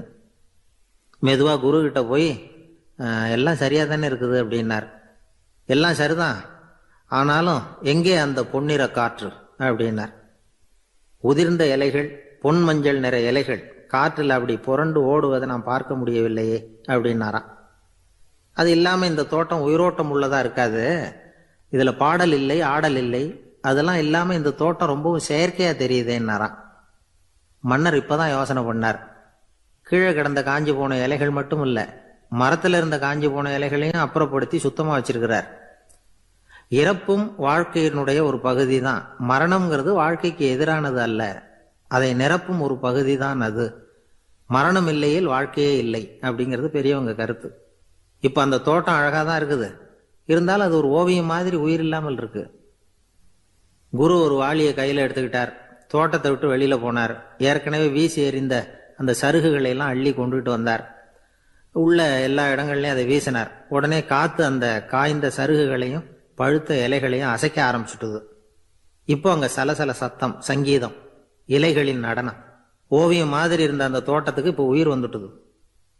இதுதான் அந்த பொன்னான காற்று அப்படின்னாராம் குரு. மன்னருக்கு புரிஞ்சுது. மிகப்பெரிய ஜென் கேள்வி ஒன்று உண்டு.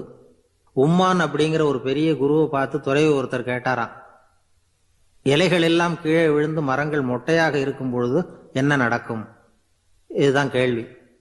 இதுக்கு உம்மான் சொன்ன பதில் பொன்னான காற்று, தி கோல்டன் விண்ட் அப்படின்னாராம்.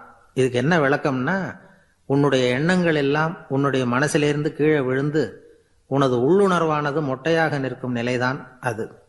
உனது வேர்களின் அருகில் காற்று வீசுகிறது. எல்லா எண்ணங்களும் உன்னிலிருந்து வெகு தூரத்துக்கு புரண்டு கொண்டே சென்று விடுகிறது. நீ அவற்றை கடந்து விட்டால் நீ அவைகளுக்கெல்லாம் மேலெழுந்து கீழே பார்ப்பவனைப் போல நிற்க ஆரம்பித்து விடுவாய். அதுதான் தியானம் என்பது அப்படின்னு சொல்றாங்க. தியானம்ங்கிறது எண்ணத்துக்கு எதிரானதில்லை. தியானம்ங்கிறது எண்ணங்களை கடந்து செல்வது தான். அதுக்கப்புறம் நாம பொன்னிற காற்றுல ஆட ஆரம்பிச்சிருவோம். இதுதான் பெரியவர்கள் சொல்றது. என்கிட்ட ஒருத்தர் தோட்டம் அமைக்கணும்னு யோசனை கேட்டு வந்தார். எல்லாம் சொல்லி கொடுத்தேன். செடிகள்லாம் செழிப்பா வளரணும்னா வேர் காயாம பார்த்துக்குங்க, தினமும் தண்ணி விடுங்க அப்படின்னு சொல்லி அனுப்பி வச்சேன். 1 மாதம் கழிச்சு அவர் தோட்டத்தை பார்க்கறதுக்காக போனேன். போய் பார்த்தா எல்லா செடியும் வாடி கிடக்குது. என்னங்க இப்படி பண்ணிவிட்டீங்க? என்ன நீங்கள் சொன்னபடி தான் செஞ்சேன்னார். என்ன செஞ்சீங்கன்னு கேட்டேன். வேறு காயாமல் பார்த்துக்க சொன்னீங்க, தினமும் ஒரு தடவை எல்லா செடியையும் ஒவ்வொன்றா பிடுங்கி பார்த்து வேறு காயாமல் இருக்கா அப்படின்னு பார்த்துட்டு அதுக்கப்புறம் தண்ணி பாய்ச்சினேன், அவ்வளவுதான் அப்படின்னார். கடற்கரை ஓரமாக ஒரு பெரியவர் கையால் மணலை கீறிக்கிட்டே உட்காந்துருக்கிறார். என்னத்தையும் தேடிட்டு இருக்கிறது மாதிரி தெரிஞ்சுது. மெதுவாக கிட்டத்தில் போய் என்னத்தை தேடிட்டு இருக்கிறீங்க அப்படின்னு கேட்டோம். அவர் சாவகாசமாக நிமிந்து பார்த்து நிம்மதியை தேடிட்டு இருக்கிறேன்னார். நாங்கள் ஒரு மாதிரி ஆகிட்டோம். இருந்தாலும் சமாளிச்சுக்கிட்டு, சார் மணலில் கிழிஞ்சல் தான் கிடைக்கும், நிம்மதி கிடைக்காது அப்படின்னோம். சரி, இன்னைக்கு வசமா நம்மகிட்ட ஒரு ஆள் மாட்டிக்கிட்டார் அப்படின்னு நினச்சி அவர் பக்கமாக போய் உட்காந்துக்கிட்டு கதை சொல்ல ஆரம்பிச்சிட்டோம். ஒரு பெரிய மன்னர் இருந்தார். அவருக்கு எல்லா வசதியும் இருந்தது. இருந்தாலும் ஒரே ஒரு குறை. அது என்னன்னா நிம்மதி இல்லைங்கிற குறை. அரண்மனையில் தினமும் கலை நிகழ்ச்சி, நாட்டியம் எல்லாம் நடந்துக்கிட்டு தான் இருந்தது. இருந்தாலும் நிம்மதி இல்லை. சரி, நிம்மதி எங்கே கிடைக்கும் அப்படின்னு தேட ஆரம்பித்தார். உடனே அதுக்கான முயற்சிகளில் தீவிரமாக இறங்கினார். நாட்டில் உள்ள தத்துவ மேதைகளெல்லாம் கூப்பிட்டுட்டு வர சொன்னார். எல்லாரும் வந்து சேர்ந்தாங்க. அவங்கள பார்த்து நிம்மதி எங்கே இருக்குது அப்படின்னு விசாரித்தார். அவங்களுக்கு அது தெரிஞ்சால் ஏன் இப்படி ராஜா முன்னாடி வந்து நின்றுட்டு இருக்க போகிறாங்க? ராஜாவோட கேள்விக்கு ஒவ்வொருத்தரும் ஒவ்வொரு மாதிரி விளக்கம் கொடுக்க ஆரம்பிச்சிட்டாங்க. எந்த பதிலும் ராஜாவுக்கு திருப்தி அளிக்கக்கூடிய அளவுக்கு இல்லை. சரி, போயிட்டு வாங்கன்னு சொல்லி அவங்களெல்லாம் அனுப்பி வச்சுட்டார். ஒரு நாள் அவர் மாளிகையில் உப்பருகையில் நின்றுக்கிட்டு இருக்கிறார். அந்த சமயத்தில் தெருவில் ஒரு பிச்சைக்காரன் ரொம்ப உல்லாசமாக பாட்டு பாடிக்கிட்டே போய்கிட்டு இருக்கிறான். குரலில் ஒரு சந்தோஷம், நடையில் ஒரு மிடுக்கு. அவங்ககிட்ட கொஞ்சம் கூட கவலை இருக்கிறதா தெரியல. உடனே ராஜா இதை பார்த்தார். ஏவலாளிகளை கைதட்டி கூப்பிட்டார். உடனே ஓடி போய் அந்த பிச்சைக்காரனை இங்கே அழைச்சிட்டு வாங்கன்னு உத்தரவு போட்டார். இவங்க உடனே ஓடி போய் அவனை கூப்பிட்டாங்க. அரண்மனைக்கு வாழ்ந்தாங்க. அவன் வரல. அரண்மனைக்குள்ளே அடி எடுத்து வைக்க மாட்டேன்னு சொல்லிவிட்டான். ராஜா கிட்ட விஷயத்தை சொன்னாங்க. அவருக்கு ரொம்ப ஆச்சரியம், இப்படி ஒரு ஆள் இருக்கிறானா அப்படின்னு. சரி, அவன் என்னதான் சொல்கிறான் அப்படின்னு விசாரித்தார். இவங்க மறுபடியும் தெருவுக்கு போய் கேட்டாங்க. என்னை பார்க்கணும்னா ராஜா விருப்பப்பட்டார்னா அவரை வேணும்னா இங்கே வர சொல்லுங்க அப்படின்னு சொல்லிவிட்டான். அதை ராஜா கிட்ட சொன்னாங்க. அவருக்கு கோபம் வரல. இவ்வளவு சுதந்திர உணர்வோடு இருக்கிறவன் சாதாரண ஆளாக இருக்க முடியாது அப்படின்னு நினைச்சார். உடனே கிடுகிடுன்னு இறங்கி தெருவுக்கு வந்தார். பிச்சைக்காரங்கிட்ட போனார். நீ கவலைப்படாமல் சந்தோஷமாக பாடிக்கிட்டு போறியே, அது எப்படி முடியுது உன்னால அப்படின்னு கேட்டார். ஏன் அப்படி கேட்குறீங்கன்னு அவன், அதுக்கு இல்லை, எனக்கு அரண்மனையில் எவ்வளவோ சுகபோகங்கள்லாம் இருக்குது, இருந்தாலும் நிம்மதி இல்லை. இது ஏன்னு எனக்கு தெரியல. இந்த தேசத்தில் உள்ள அறிஞர்களை எல்லாம் கூப்பிட்டு கேட்டு பார்த்துட்டேன், அவங்களுக்கும் தெரியல. உன்னை கேட்டால் தெரியும்னு நினச்சேன், அதனால தான் சந்திக்கிறதுக்கு ஆசைப்பட்டேன். ஆனால் நீ வரமாட்டேன்னு விட்டியே அப்படின்னார். பிச்சைக்காரன் கடகடன்னு சிரிக்க ஆரம்பிச்சிட்டான். மகிழ்ச்சிக்கும் உங்களுக்கும் தடையாக இருக்கிறது இந்த மாளிகை தான். இதை விட்டுட்டு வெளியில் வந்துட்டா நிம்மதி தேடிட்டு வந்துடும்னா. நான் அரசன், எனக்குன்னு கடமைகள் இருக்குது, அதையெல்லாம் விட்டுட்டு எப்படி வர முடியும்னார் ராஜா. ரெண்டும் ஒரே நேரத்தில் கிடைக்கணுங்கிறது முடியாத காரியம். உங்கள் சுகபோகத்துக்கு விலையாக தான் உங்கள் நிம்மதியை கொடுத்துக்கிட்டு இருக்கிறீங்க. என்ன பாருங்க, என்கிட்ட எதுவும் இல்லை, அதனால் எதுவும் போயிடுமோங்கிற பயமும் இல்லை, நிம்மதியாக இருக்கிறேன் அப்படின்னா அவன். ராஜா உடனே சந்தோஷப்பட்டு தன்னுடைய மேலங்கியை எடுத்து அவனுக்கு பரிசாக கொடுத்தாரான். அவன் சிரிச்சுக்கிட்டே அதை வாங்க மாட்டேன்னு விட்டானான். இதை நீங்கள் எனக்கு கொடுக்கறதுனால எந்த பயனும் இல்லை, அதே நேரத்தில் அதை வாங்கிக்கிட்டேன்னா அடுத்த வினாடியிலேருந்து அதை எப்படி காப்பாற்றுறதுங்கிற கவலை எனக்கு சேர்ந்துடும், அப்புறம் தூக்கம் வராது, நிம்மதி போயிடும் அப்படின்னானா. சொல்லிவிட்டு அவன் பாட்டுக்கு சந்தோஷமாக பாடிக்கிட்டே போயிட்டான். நிம்மதி எங்கே இருக்குங்கிறதையும் ராஜா தெரிஞ்சுக்கிட்டார். அந்த இடத்துக்கு தன்னால் போக முடியாதுங்கிறதையும் அவர் புரிஞ்சுக்கிட்டார். இப்படி இந்த கதையை அந்த கடற்கரையில் மணலை கீறிக்கிட்டே உட்காந்துருந்தார அந்த பெரியவர்கிட்ட சொல்லி முடித்தோம். அவர் முகத்தில் ஒரு தெளிவு தெரிஞ்சுது. எங்களை நிமிர்ந்து பார்த்தார். ரொம்ப நன்றிங்க, இப்போ எனக்கு தெரிஞ்சு போச்சு, நிம்மதி வேணும்னா அதுக்கு என்ன பண்ணணும்னு இப்போ நல்லா புரிஞ்சுக்கிட்டேன் அப்படின்னார். என்ன புரிஞ்சுக்கிட்டீங்கன்னு கேட்டோம். இனிமே இந்த பக்கம் வந்தால் உங்கள் கண்ணில் படாத இடமா பார்த்து உட்காரணும்னு புரிஞ்சுக்கிட்டேன் அப்படின்னார்.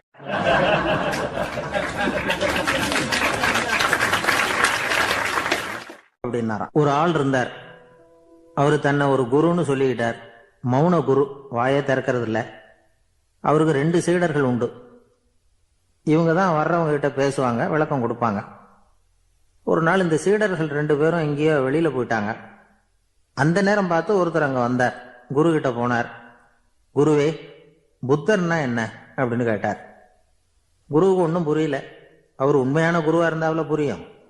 திருன்னு முழிக்க ஆரம்பிச்சார். இந்த நேரம் பார்த்து இந்த சீடர்களும் எங்கேயோ போயிட்டாங்களே, என்ன பண்றது, உதவிக்கு யாராவது கிடைக்க மாட்டாங்களா அப்படின்னு அப்படியே சுற்றுமுற்றும் பார்த்தார். வந்தவர் இதை கவனிச்சார். ஏதோ புரிஞ்சுக்கிட்டவர் மாதிரி அடுத்த கேள்வியை கேட்டார். தர்மம்னா என்ன சுவாமி அப்படின்னார். குருவுக்கு ரொம்ப சங்கடமா போச்சு. நம்ம நிலைமை இப்படி ஆயிட்டுதே, இக்கட்டில் விட்டுட்டு போயிட்டாங்களே, எங்கேயோ இப்படி மாட்டிக்கிட்டோமே அப்படின்னு சொல்லி விட்டத்தை பார்த்தாராம். அப்புறம் குனிஞ்சு தரைய பார்த்தார். அப்படியே உட்காந்துட்டார். வந்தவர் உடனே அடுத்த கேள்விக்கு போயிட்டாராம். தியானம்னா என்ன சுவாமின்னாராம். பாவம் என்ன பண்ணுவார் அந்த குரு, பேசாம கண்ணை கெட்டியா மூடிக்கிட்டார். இது ஏதடா வம்பா போச்சுன்னு. இவர் இப்படி பண்ணா கூட வந்தவர் சளைக்கல. இன்னொரு கேள்வியும் கேட்டார். ஆசீர்வாதம்னா என்னன்னாராம். இவர் பார்த்தார், இப்படியே போனா இவர் கேள்வி கேட்கறத நிறுத்த மாட்டார்னு நினைச்சுக்கிட்டு எனக்கு ஒண்ணுமே தெரியாதுங்கிற பாவனையில 2 கையையும் விரிச்சு காட்டினாராம். வந்தவர் முகத்துல மகிழ்ச்சி, மன நிறைவு, ஏதோ எல்லாம் புரிஞ்சுக்கிட்ட ஒரு மாதிரி அங்கிருந்து புறப்பட்டு போனார். வழியில அந்த குருவோட சீடர்கள் 2 பேரையும் சந்திச்சார். உங்க குருவை நாங்க பார்த்துட்டு வரோம் அப்படின்னாராம். இவரு என்ன நடந்ததுன்னு கேட்டிருக்காங்க அவங்க. இவர் விவரமா சொன்னாராம். உங்க குரு தெரியுமா, எப்பேற்பட்ட ஞானி தெரியுமா, புத்தர்னா என்னன்னு கேட்டேன். அதுக்கு அவர் அப்படியும் இப்படியும் பார்த்தார். அதுக்கு என்ன அர்த்தம் தெரியுமா, மக்கள் புத்தரை அங்கேயும் இங்கேயும் தேடுறாங்க, உண்மையில அவர் அங்கேயும் இங்கேயும் தேடி கண்டுபிடிக்க முடியாது அப்படிங்கிறத அவர் செய்கை மூலமா உணர்த்தினார். அதுக்கப்புறம் தர்மம்னா என்னன்னு கேட்டேன். ஒரு மேலையும் கீழையும் பார்த்து தர்மம் சமமானது, அதுல உயர்வு தாழ்வு இல்லை அப்படிங்கிறத உணர்த்தினார். அதுக்கப்புறம் தியானம்னா என்னன்னு கேட்டேன். கண்ணை மூடிக்கிட்டார். கண்ணை மூடி காணும் அற்புதம் அதுங்கிறத புரிஞ்சுக்கிட்டேன். கடைசியா ஆசீர்வதிக்கப்படுறது பத்தி கேட்டேன். கைகளை நீட்டி உதவுறது தான் அது அப்படிங்கிறத 2 கையையும் விரிச்சு உணர்த்தினார். எவ்வளவு பெரிய மகான் அவரு அப்படின்னு சொல்லிவிட்டு அவர் பாட்டுக்கு போயிட்டார். சீடர்கள் அதுக்கப்புறம் மெதுவா குரு கிட்ட வந்து சேர்ந்தாங்களாம். அவங்கள பார்த்ததும் குருவுக்கு கோபம் வந்துட்டுது. அடே பாவிகளா, எங்கடா போய் தொலைஞ்சிங்க, நான் ஒரு ஆளுகிட்ட மாட்டிக்கிட்டு என்ன பாடுபட்டிருக்கேன் தெரியுமா அப்படின்னாராம். இது மாதிரி தான் சாதாரண மனிதர்களின் புற வேடங்களில் மயங்கி போயிடுறோம். அவங்க பேச்சு, செய்கை, பார்வை இதுல எல்லாம் ஏதோ பெரிய தத்துவம் இருக்கிறதாக நினைச்சுக்கிறோம். உண்மையிலேயே அந்த தத்துவங்கள் யாருக்கு சொந்தம்? அவங்களுக்கு இல்லை, நமக்கு தான் சொந்தம். நாம தானே அதை கற்பிச்சுக்கிட்டோம். நம்மை நாம அடையாளம் கண்டுக்கிறது இல்லை, நாம யாருங்கிறது நமக்கு புரியறது இல்லை. அதுதான் இன்னைக்கு நடக்கிறது. அதனாலதான் அடுத்தவங்களை தேடி ஓடிட்டு இருக்கிறோம். சில வீடுகளில் கூட இது மாதிரி சைகைகள் உண்டு. சில குடும்ப தலைவர்கள் தினமும் காலையில கண்ணை கெட்டியா மூடிக்கிட்டு கை 2யும் சுத்தமா விரிச்சு வச்சுக்கிட்டு உட்காந்து தியானம் பண்றது வழக்கம். எதுக்காக அப்படி பண்றீங்கன்னு ஒருத்தரை பார்த்து கேட்டேன். இந்த மாசம் வாங்கின சம்பளம் பூரா தீர்ந்து போச்சு, இனிமே என் கையில சுத்தமா ஒண்ணும் இல்லை, புதுசா எதுவும் செலவு வச்சுடாத அப்படிங்கிறத அப்படி உள்ளங்கை 2யும் விரிச்சு காட்டி அவங்களுக்கு உணர்த்துறேன், அவ்வளவுதான் அப்படின்னா. ஒரு ஊர்ல ஒரு மன்னர் இருந்தார். அழகான அரண்மனையில அவர் இருந்தார். அந்த அரண்மனையை விட அழகா ஒரு மாளிகையை அந்த ஊர்லயே வேற ஒருத்தன் கட்டியிருந்தான். அப்படி கட்டி முடிச்சதுல அவனுக்கு ரொம்ப பெருமை. எத்தனையோ செல்வந்தர்கள்லாம் வந்து பார்த்துட்டு, இந்த மாளிகையை விலைக்கு கொடுத்துடுறியா, எவ்வளவு விலை சொன்னாலும் சரி நாங்க வாங்கிக்கிறதுக்கு தயாரா இருக்கோம் அப்படின்னு சொல்லி கேட்டு பார்த்துட்டாங்க. நான் இதை விற்கிறதுக்கு தயாரா இல்லை அப்படின்னு சொல்லிவிட்டான். அவ்வளவு சிறப்பா கலை அம்சத்தோடு அதை கட்டி முடிச்சிருக்கிறான். அதுவே ஒரு பெரிய அரண்மனை மாதிரி இருந்ததுன்னா பார்த்துங்களேன். சுற்றிலும் அழகான பூந்தோட்டம். ஒரு நாள் அவன் எங்கேயோ வெளியூர் போயிட்டு திரும்பி வந்துகிட்டு இருக்கிறான். அப்போ அந்த மாளிகை தீப்பெட்டி எரிஞ்சுக்கிட்டு இருக்கு. பதறி போட்டான். விலைக்கு கேட்டவங்க யாராவது இதை செஞ்சிருக்கணும், இல்லைன்னா மன்னரே செய்த சதியோ என்னவோ, இப்படிலாம் அவனுக்கு சந்தேகம். ஒரு மூலையில் உட்காந்து அழ ஆரம்பிச்சுட்டான். அந்த சமயத்துல அவனுடைய மகன் அங்க ஓடி வந்தான். அப்பா அழாதீங்க, இதை நான் நேற்று ராத்திரியே நம்ம ஊர் மன்னருக்கு வித்துட்டேன். இதை கட்டி முடிக்க நமக்கு எவ்வளவு செலவாச்சோ அதை போல 3 மடங்கு விலைக்கு வித்துட்டேன், கவலைப்படாதீங்க, இதை விட அழகான மாளிகையை நாம புதுசா கட்டிக்கலாம்னா. இதை கேட்டதும் அழுதுகிட்டு இருந்தவன் அழுகையை நிறுத்தினான், சிரிக்க ஆரம்பிச்சுட்டான். இதே இடத்த நான் வந்து மன்னர்கிட்ட இருந்து விலைக்கு வாங்குவேன், இதை விட அழகான மாளிகையை கட்டுவேன் அப்படின்னு சுத்தி நின்ன எல்லார்கிட்டையும் சொல்லிக்கிட்டு இருந்தான். இந்த சமயத்துல அவனோட இளைய மகன் ஓடி வந்தான். அப்பா, அண்ணன் சொன்னதெல்லாம் சரிதான், மன்னர்கிட்ட விலை பேசினதெல்லாம் உண்மைதான், ஆனா வித்தது பேச்சு அளவுல தான். இனிமேதான் பத்திரம் வாங்கணும், எழுதணும், நீங்க கையெழுத்து போடணும், பதிவு பண்ணணும், மன்னர்கிட்ட பணம் வாங்கணும், அதுக்காகத்தான் உங்களை எதிர்பார்த்துக்கிட்டு இருந்தோம், அதுக்குள்ள இப்படி ஆயிட்டுதுன்னா. இப்ப சிரிச்சுக்கிட்டு இருந்தவன் சிரிப்பை நிறுத்தினான். மறுபடியும் குழந்தை மாதிரி அழ ஆரம்பிச்சுட்டான். இது ஒரு சம்பவம். இதிலிருந்து என்ன தெரியுது? அந்த அழகான மாளிகை தன்னுடையது அப்படின்னு நினைக்கும் பொழுது அவனுக்கு அழுகை வந்தது. அது தன்னுடையது இல்லை அப்படின்னு நினைக்கிற போது சிரிப்பு வந்தது. மறுபடியும் அது தன்னுடையது தான் அப்படிங்கிற உணர்வு வரும்பொழுது அழுகை. எது எதிலிருந்து நீ நீங்கி இருக்கிறாயோ அது அதிலிருந்து உனக்கு துன்பம் இல்லை அப்படிங்கிறார் திருவள்ளுவர். இந்த உடம்பு என்னுடையதில்லை அப்படிங்கிற உணர்வு வந்துட்டா அது ஒரு பெரிய நிலை. அந்த நிலை வரணும். எல்லாத்தையும் பயன்படுத்திக்கலாம், ஆனா பற்றுல விழுந்துடக்கூடாது. உலகத்தில் இருங்கள், ஆனால் உலகத்தவராக இருக்காதீர்கள். உலகிற்குள் இருங்கள், உலகம் உங்களுக்குள் வந்துவிட அனுமதிக்காதீர்கள். விலகி இருங்கள், விழித்திருங்கள், மௌனமாய் பார்த்திருங்கள் அப்படிங்கிறது சான்றோர் கருத்து. செய்ய வேண்டிய கடமையிலிருந்து விலகி இருக்கிறவர்கள் நம்ம கிட்ட நிறைய பேர் உண்டு. அப்படிப்பட்ட ஒருத்தர் டாக்டர் கிட்ட போனார். டாக்டர், நான் ஒரு கவர்மெண்ட் ஆபீஸ்ல வேலை பார்க்குறேன், எனக்கு ஒரே அசதியா இருக்கு, என்னை சோதிச்சு பாருங்க, ஆலோசனை சொல்லுங்க ஏதாவதுன்னார்.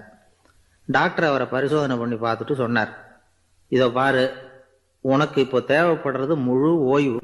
நீ எவ்வளவு சீக்கிரமா ஆபீஸுக்கு போறியோ அவ்வளவுக்கு உனக்கு நல்லது அப்படின்னாராம். நம்மள மாதிரி ஒரு ஆசாமி அவன் நம்மள மாதிரியே கற்பனை பண்ணான். அதாவது நாம தான் இந்த உலகத்துல ரொம்பவும் கஷ்டப்படுறோம், மற்றவங்கெல்லாம் சந்தோஷமா இருக்கிறாங்க அப்படின்னு அவன் நினைச்சுக்கிட்டான். அவன் ஒரு நாள் கடவுளை வேண்டிக்கிட்டானா, சுவாமி, இந்த உலகத்துல எவ்வளவோ பேர் இருக்கிறாங்க, ஒவ்வொருத்தருக்கும் ஒவ்வொரு விதமான கஷ்டம் இருக்கலாம், ஒத்துக்கிறேன். இருந்தாலும் எனக்கு அது கொஞ்சம் அதிகமாக இருக்கிறது மாதிரி தெரியுது. அதனால் நீங்கள் எனக்காக ஒரு சின்ன உதவி செஞ்சால் போதும். அது வேற ஒன்றும் இல்லை, என்கிட்ட இருக்கிற துயரங்களை இன்னொருத்தர் யாருக்கிட்டையாவது கொடுத்துருங்க, அவர்கிட்ட இருக்கிற துயரங்களை என்கிட்ட மாற்றி கொடுத்துருங்க. ஒரு மியூச்சுவல் டிரான்ஸ்ஃபர், அவ்வளவுதான். அப்படி பண்ணிவிட்டா போதும் அப்படின்னு வேண்டிக்கிட்டானான். அன்னைக்கு ராத்திரியே அவன் ஒரு கனவு கண்டிருக்கான். வானத்திலிருந்து ஒரு குரல் கேட்டிருக்கு. அது என்ன சொல்லிச்சு தெரியுமா? ஏ ஜனங்களே, எல்லாரும் அவங்கவுங்க கஷ்டங்களை ஒரு பையில போட்டு எடுத்துக்குங்க. அப்படி எடுத்துக்கிட்டு நேராக இந்த ஊர் எல்லையில் இருக்கிற கோயிலுக்கு சேருங்க அப்படின்னு அந்த குரல். ஆஹா, கடவுள் நம்ம பிரார்த்தனைக்கு செவி சாய்ச்சுட்டார் அப்படின்னு சந்தோஷப்பட்டான் இவன். உடனே என்ன பண்ணான்? தன்கிட்ட இருந்த கஷ்டத்தையெல்லாம் ஒரு சாக்கு பையில போட்டு எடுத்துக்கிட்டான். வீட்டை விட்டு வெளியில் வந்தான். தெருவில் இறங்கி நடக்கிறான். அங்கே பார்த்தா ஏகப்பட்ட பேர் ஆளுக்கு ஒரு பையை தூக்கிக்கிட்டு கோயிலுக்கு போய்கிட்டு இருக்கிறாங்க. சில பேர் மூட்டையாக கட்டி தலையில் சுமந்துக்கிட்டு போய்கிட்டு இருக்கிறாங்க. இவன் பார்த்தான். இவனுக்கு ரொம்ப ஆச்சரியமாக இருந்தது. ஏன்னா எல்லாரும் வச்சிருக்கிற பை இவன் பையை விட பெருசாக இருந்தது. இவன் பை தான் இருக்கிறதுலேயே கொஞ்சம் சின்னதாக தெரிஞ்சுது. இப்போ அவன் மறுபடியும் சாமியை வேண்டிக்கிட்டான், கடவுளே, இப்போ உள்ள சூழ்நிலையை கவனிச்சா என்கிட்ட இருக்கிற பையே பரவாயில்லன்னு தோணுது. அதனால் வேற பை எதையும் மாற்ற வேணாம், இதுவே பரவாயில்ல, இந்த பையோட திரும்பி வீட்டுக்கு போனால் போதும்னு நினைக்கிறேன் அப்படின்னு எதோ நினைக்க ஆரம்பிச்சுட்டான் அவன். எல்லாரும் கோயிலுக்கு போய் சேர்ந்தாங்க. கோயிலில் அந்த குரல் மறுபடியும் கேட்டுது. எல்லாரும் அவங்கவுங்க பைகளை சோகத்தில் தொங்க விடுங்க, திடீர்னு விளக்குகள் அணையும், மணி அடிக்கப்படும், அதுதான் அடையாளம். அந்த சமயத்தில் இருட்டில் உங்களுக்கு வேண்டிய பையை நீங்கள் மாற்றி எடுத்துக்கலாம், தேர்ந்தெடுத்துக்கலாம். வெளிச்சம் இருக்கிறப்பவே உங்களுக்கு பிடிச்ச பைக்கு பக்கமாக பார்த்து நீங்கள் நின்றுக்கலாம் அப்படின்னு சொல்லி விவரம் சொல்லிச்சான் அந்த குரல். அப்படி சொன்னதுக்கு அப்புறம் திடீர்னு விளக்கு அணைஞ்சுது, மணி அடிச்சுது. கொஞ்ச நேரம் கழித்து மறுபடியும் விளக்குகள்லாம் எரிஞ்சுது. இப்போ பார்த்தா எல்லாரும் அவங்கவுங்க பையையே கெட்டியாக பிடிச்சிக்கிட்டு நிற்கிறாங்க. இவனும் அப்படியே நிற்கிறான். இவன் மெதுவாக பக்கத்தில் நிற்கிறவங்ககிட்ட கேட்டானா, ஏன் நீங்கள் பையை கையிலேயே வச்சுருக்கிறீங்க, செவுத்தில் மாட்டலையா அப்படின்னு கேட்டிருக்கான். இல்லைப்பா, நீ ஏன் கையிலேயே வச்சிருக்கிறியோ அதே காரணத்துக்காக தான் நாங்களும் வச்சிருக்கிறோம். நம்ம கவலைகளை பற்றி நமக்கு ஓரளவுக்காவது தெரியும், ஆனால் மற்றவங்க கவலைகள் நமக்கு பரிச்சயம் இல்லாதவை, பழக்கம் இல்லாதது. அதனால் நமக்கு தெரிஞ்ச கவலைகளை சமாளிக்கிறது சுலபம். தெரியாததை சமாளிக்கணும்னா மறுபடியும் ஆரம்பத்திலேருந்து ஆரம்பிக்கணும். அதனால் பழைய நண்பர்களோடு வாழறது தான் மேல் அப்படின்னு நானான். அதுக்கப்புறம் அவன் தன்னோட பையே போதும்னு வீட்டுக்கு திரும்பி வந்துட்டானான். இது ஒரு பெரியவர் சொல்லியிருக்கிற கதை. அதனால் நம்மகிட்ட இருக்கிற கஷ்டங்கள் தான் பெருசு, அதை இன்னொருத்தங்கிட்ட கொடுத்துட்டு மாற்றிக்கலாம் அப்படின்னு நினைக்கிறது தப்பு. இதே மாதிரி இன்னொரு சம்பவம். ஒரு ஊரில் ஒரு நாள் ராத்திரி ஆகாயத்திலிருந்து கடவுள் குரல் கேட்குது. இந்த ஊரில் இருக்கிற ஜனங்கள்லாம் கொஞ்சம் கவனிங்க, உங்களுக்கு ஒரு செய்தி. அதாவது இங்கே இருக்கிற ஜனங்கள்லேயே கொஞ்சம் கூட கவலையே இல்லாத ஆள் யாருன்னு எனக்கு தெரியணும். அதனால் எல்லாரும் அவங்கவுங்க கவலைகளை ஒரு பையில் போட்டு எடுத்துக்கிட்டு கோயிலுக்கு வாங்க அப்படின்னார் கடவுள். உடனே வரிசையாக எல்லாரும் வர ஆரம்பித்தாங்க. எல்லார் கையிலையும் பை இருந்தது, சின்னதும் பெருசுமா. கவலையே இல்லாத ஆள் யாருன்னு தேடினார் கடவுள். ஒரே ஒரு ஆள் மட்டும் கையில் எதுவும் இல்லாமல் வெறும் கையை வீசிக்கிட்டு ரொம்ப ஜாலியாக நடந்து வந்துக்கிட்டு இருந்தான். கடவுள் அவங்ககிட்ட போனார். ஏன்பா உனக்கு கவலையே இல்லையா அப்படின்னு கேட்டார். எனக்கும் சில கவலைகள்லாம் உண்டு அப்படின்னானா அவன். எங்கே அதெல்லாம்னு கேட்டிருக்கார் கடவுள். பின்னாடி லாரியில் வந்துக்கிட்டு இருக்கு அப்படின்னானா அவன்.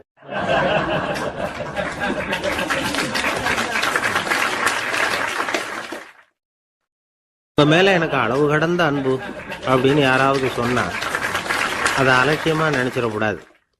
அது கொஞ்சம் சீரியஸான விஷயம். அளவுக்கு மிஞ்சினா எதுவுமே இடைஞ்சல் தானே. அன்பும் அப்படி தான். அன்பு அதிகமாக இருந்தால் அது எப்படி கெடுதல் பண்ணும் அப்படிங்கிற சந்தேகம் உங்களுக்கு வரலாம். தசரதன் கதை என்னாச்சு? கைகை மேலே வச்சு அளவு கடந்த அன்பு. ராமன் வந்து காட்டுக்கு போகிறாப்புல ஆயிட்டுதுல்ல. தசரதன் எப்பேற்பட்ட அரசன். விஸ்வாமித்திரர் சொல்கிறார், என்ன மாதிரி முனிவர்களுக்கும் தேவர்களுக்கும் ஏதாவது கஷ்டம் வந்தால் முதல்ல முருகன் கிட்ட போவோம், அப்புறம் பரமசிவனை போய் பார்ப்போம், அதுக்கப்புறம் திருமால்கிட்ட போவோம், அப்புறம் பிரம்மன் இந்திரன் இவங்களெல்லாம் போய் பார்ப்போம். இவங்களாலையெல்லாம் முடியலன்னா கடைசியில் அயோத்திக்கு வருவோங்கிறார். உன்னை விட்டால் வேற கதி உண்டோ அப்படின்னு தசரதனை பார்த்து விஸ்வாமித்திரரே சொல்கிறார்.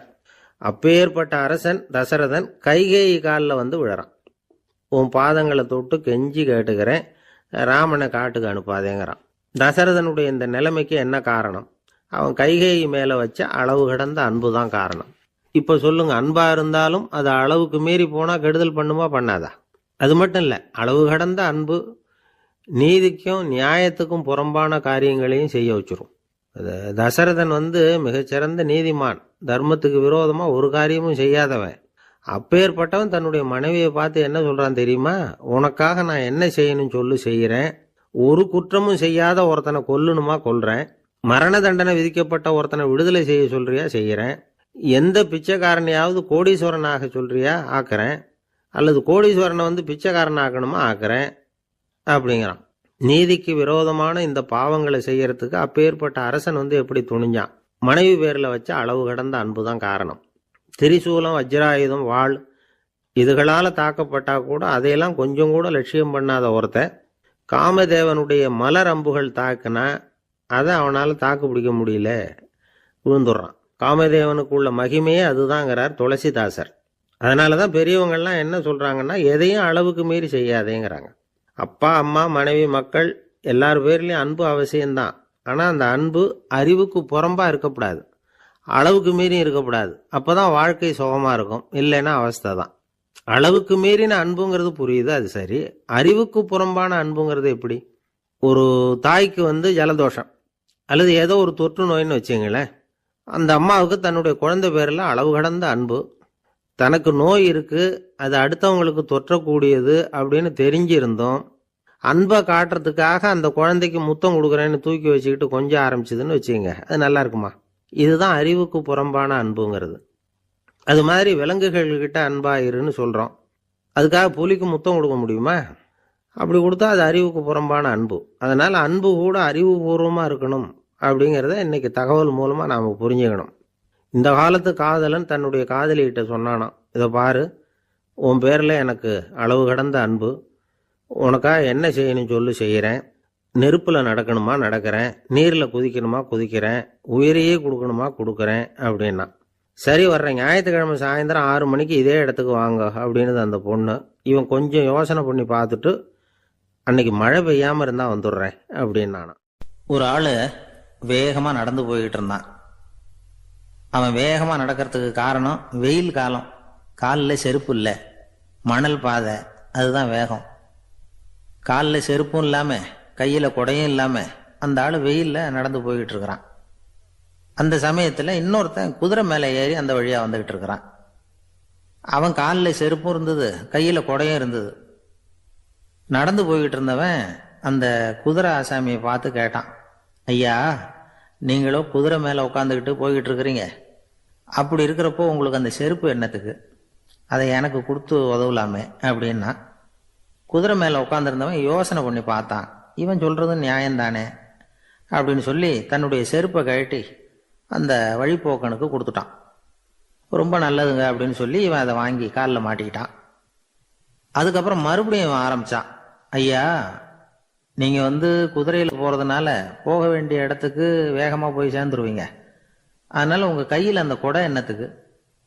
நான் நடந்து போயிட்டு இருக்கிறவன், ரொம்ப நேரம் நடக்க வேண்டியிருக்கும் இந்த வெயிலில். அதனால் அந்த குடையையும் எனக்கு கொடுங்களேன் அப்படின்னா. குதிரை வீரன் யோசனை பண்ணி பார்த்தான், இதுவும் நியாயம்தானே அப்படின்னு அவனுக்கு தோணுச்சு. உடனே இறக்கப்பட்டு தன் காலில் இருந்த செருப்பை கொடுத்தது மாதிரியே தன் கையில் இருந்த கொடையையும் இவங்கிட்ட கொடுத்துட்டான். அதுக்கப்புறம் அவன் நிம்மதியாக புறப்பட்டான். இப்போ மறுபடியும் கை தட்டி அவனை நிறுத்தினான். கீழே நின்றுட்டு இருந்தவன், என்னப்பா ஏன் என்ன நிறுத்தினேன், இன்னும் ஏதாவது வேணுமா உனக்கு அப்படின்னா குதிரையில் இருந்தவன். இவன் மெதுவாக வாயை திறந்து, அந்த குதிரையையும் என்கிட்ட கொடுத்துருங்களேன்னா. அந்த குதிரை வீரன் இப்போ ஒரு கணம் யோசனை பண்ணி பார்த்தான். உடனே என்ன பண்ணான் தெரியுமா? தன்கிட்ட இருந்த குதிரை சவுக்கை எடுத்தான்.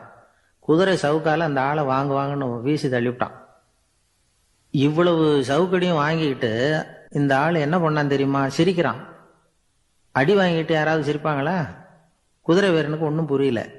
என்னப்பா அது, ஏன் இப்படி அடி வாங்கிட்டு இப்படி சிரிக்கிறியே அப்படின்னு கேட்டான். இப்போ அந்த வழிப்போக்கன் சொல்றான், ஐயா நான் இப்படி சிரிக்கிறதுக்கு காரணம் இருக்கு.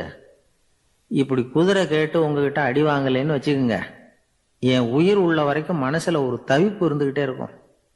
செருப்பையும் கொடையையும் கேட்ட உடனே கொடுத்தவன் குதிரையையும் கேட்டிருந்தா கொடுத்துருப்பானோ அப்படிங்கிற பேராசையில ஏங்கிக்கிட்டே இருந்திருப்பேன். இப்போ உங்ககிட்ட அடி வாங்கின பிறகு என்னுடைய அந்த சந்தேகம் தீர்ந்து போச்சு. என்னுடைய ஆசைக்கு எல்லை எது அப்படிங்கிறத எனக்கு புரிஞ்சுட்டுது அப்படின்னு சொல்லிவிட்டு அவன் நடக்க ஆரம்பிச்சுட்டானான். ஆசைக்கும் எல்லை உண்டு அப்படிங்கிறத விளக்கறதுக்காக வாரியார் சுவாமிகள் சொல்ற கதை இது. இந்த காலத்திலயும் ஒருத்தன் அது மாதிரி கொடை செருப்போட குதிரையில போய்கிட்டு இருந்தான். எதிரில் நடந்து வந்தவன், ஐயா உங்க கொடையை எனக்கு கொடுங்களேன்னு கேட்டான். உடனே அவன் குதிரையிலிருந்து கீழே குதிச்சு அவனை சாட்டையால் அடிக்க ஆரம்பிச்சுட்டான். இன்னொருத்தர் அந்த வழியா வந்தவர் இதை பார்த்தார். ஏன்பா அவன் கேட்டான், உன்னால முடியலன்னா இல்லைன்னு சொல்லிட வேண்டியது தானே, அதுக்காக ஏன் இப்படி அவனை போட்டு அடிக்கிறேன்னு கேட்டார். உங்களுக்கு விவரம் புரியாது சார், காலம் ரொம்ப கெட்டு போச்சு. கேட்டதை கொடுத்தேன்னு வச்சுக்கோங்க, இந்த குதிரையே என்னோடது, அவன் திருடிக்கிட்டு போறான் அப்படின்னு என் பேரில் புகார் கொடுக்க ஆரம்பிச்சிருவான் சார் அப்படின்னா. அது எப்படி அவ்வளவு உறுதியா சொல்றேன்னு கேட்டார் அவரு. ஏற்கனவே அது மாதிரி ஒருத்தன் பேரில் புகார் கொடுத்துட்டு தான் இந்த குதிரையை நான் தள்ளிட்டு வந்துகிட்டு இருக்கிறேன் அப்படி. இன்பம் துன்பம் இது ரெண்டும் சேர்ந்தது தான் வாழ்க்கை. இது எல்லாரும் சொல்லிட்டு இருக்கிற ஒரு உண்மை. அது சரி, இது ரெண்டும் வர்றதுக்கு என்ன காரணம்? துறவி ஒருத்தர் யோசிச்சு பார்த்துருக்கார். இன்ப துன்பம் தோன்றுவதற்கு முக்கியமாக 6 காரணங்கள் உண்டு அப்படிங்கிறார் அவர். அது என்னங்கிறத நாமளும் தெரிஞ்சு வச்சுக்குவோமே. இப்போ முதல் காரணம் சுயநலம். ஒரு தாயார் தன்னுடைய சுயநலம் கருதி தன்னுடைய மகன் இன்பமாக இருக்கணும்னு ஆசைப்படுறாங்க. மகனும் அப்படியே ஆசைப்படுறான். அதனால் தாயாரின் இன்ப துன்பங்களை பார்த்துட்டு மகனும் இன்ப துன்பம் அடையிறான். அந்த அம்மாவுக்கும் அதே நிலைமை தான். 2வது காரணம் உறவு. நான் துறவியான பிறகு கூட உறவுங்கிற காரணத்தினால தான் தாயாருடைய சுக துக்கங்களை கண்டு நானும் சுக துக்கம் அடைகிறேன். என் தாயாருடைய நிலைமையும் இதுதான் அப்படிங்கிறார் ஒரு துறவி. 3வது காரணம் என்னன்னா அறிமுகம். எனக்கு அறிமுகமான ஒருத்தரை ரயில் நிலையத்தில் சந்திக்கிறேன். அவர் தன்னுடைய பணப்பையை எங்கேயோ தொலைச்சிவிட்டு வருத்தப்பட்டு இருக்கிறார். நானும் வருத்தப்படுறேன். அந்த சமயத்தில் யாரோ ஒருத்தர் இதுதானே அவங்க பணப்பை அப்படின்னு சொல்லி கொண்டாந்து நீட்டுறார். பணப்பையை தொலைச்சவர் சந்தோஷப்படுறார், நானும் சந்தோஷப்படுறேன். இது அந்த துறவி சொல்கிற அனுபவம். 4வது காரணம் என்னன்னா கருணை. எனக்கு முன்னே பின்னே தெரியாத ஒருத்தனை யாரோ ஒருத்தன் அடித்து காயப்படுத்தி போடுறான். கருணை காரணமாக நான் அதுக்காக துக்கப்படுறேன். 5வது காரணம் எதையும் நம்புறது. ஒரு பசுமாட்டை ஒரு முரணை அடிச்சுக்கிட்டு இருக்கிறான் அப்படின்னு ஒருத்தர் நம்மகிட்ட சொல்கிறாருன்னு வைங்க, உடனே நான் துக்கப்படுறேன். இன்னொருத்தர் அந்த முரணனை போலீஸ்காரங்க பிடிச்சிட்டு போயிட்டாங்கன்னு சொல்லி சொல்கிறார், நான் உடனே சந்தோஷப்படுறேன். 3வதா ஒருத்தர் முதல் 2 பேரும் சொன்னது பொய்யுங்கிறார். அப்போ நான் இன்ப துன்பம் ரெண்டுமே இல்லாமல் நிம்மதியாக இருக்கிறேன். இது ஒரு விதம். அடுத்தது 6வது காரணம் என்னன்னா தன்மயமாகுதல். ஒரு நாவல் படிச்சுக்கிட்டு இருக்கிறோம், அதில் வர்ற பாத்திரங்களோட நாம் ஒன்றி போயிடுறோம். அதில் வர்ற பாத்திரங்கள் சிரிச்சுதுன்னா நாமளும் சிரிக்கிறோம், அது அழுதுன்னா நாமளும் அழறோம். அதெல்லாம் அந்த துறவி சொல்கிற அனுபவ உண்மைகள். இன்ப துன்பம் இது ரெண்டும் தோன்றுவதற்கு சுயநலம், உறவு, அறிமுகம், கருணை, எதையும் நம்புறது, தன்மயமாகிறது, இது எல்லாம் தான் முக்கிய காரணம் அப்படின்னு அவர் சொல்றார். ஆகக்கூடி ஒட்டு மொத்தமாக யோசனை பண்ணி பார்த்தா பிற பொருள்கள் மீது பற்றுதல் காரணமாக தான் நாம் இன்ப துன்பம் அடையிறோம் அப்படிங்கிறத புரிஞ்சுக்க முடியுது. மனுஷன் இன்ப துன்பம் அடையிறதுக்கு 7வது காரணம் கூட ஒன்று உண்டு அப்படின்னு சொல்லிகிட்டே வந்தார் ஒருத்தர். அது என்ன அப்படின்னு கேட்டோம். அதுதான் சார் இந்த நீங்கள் சொல்லிட்டு வர்ற இன்று ஒரு தகவல்னார். எப்படி சொல்கிறீங்கன்னு கேட்டோம். இன்று ஒரு தகவல் கேட்க ஆரம்பிக்கிறப்போ மனசில் இன்பம், ஆரம்பித்த உடனே இது ஏற்கனவே கேட்ட சமாச்சாரமாச்சே அப்படின்னு நினைக்கிறப்போ துன்பம் அப்படின்னு அதுக்கு ஒரு விளக்கம் கொடுத்தார் அவர்.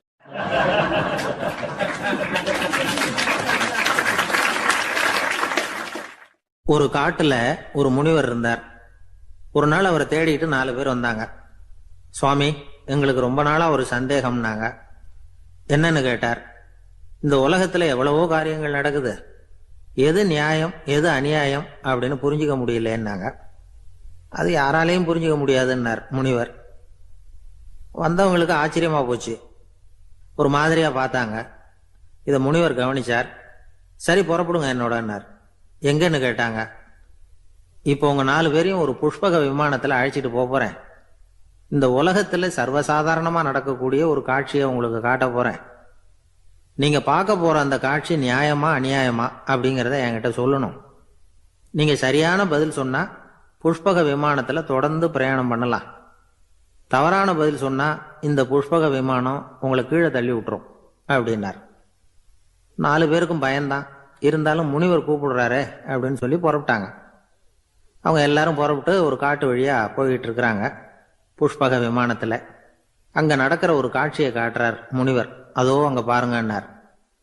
அந்த விமானத்துல இருந்தபடியே எல்லாரும் கீழே குனிஞ்சு பாக்குறாங்க. அங்க ஒரு தாய் புலி அப்பதான் குட்டி போட்டிருக்கு.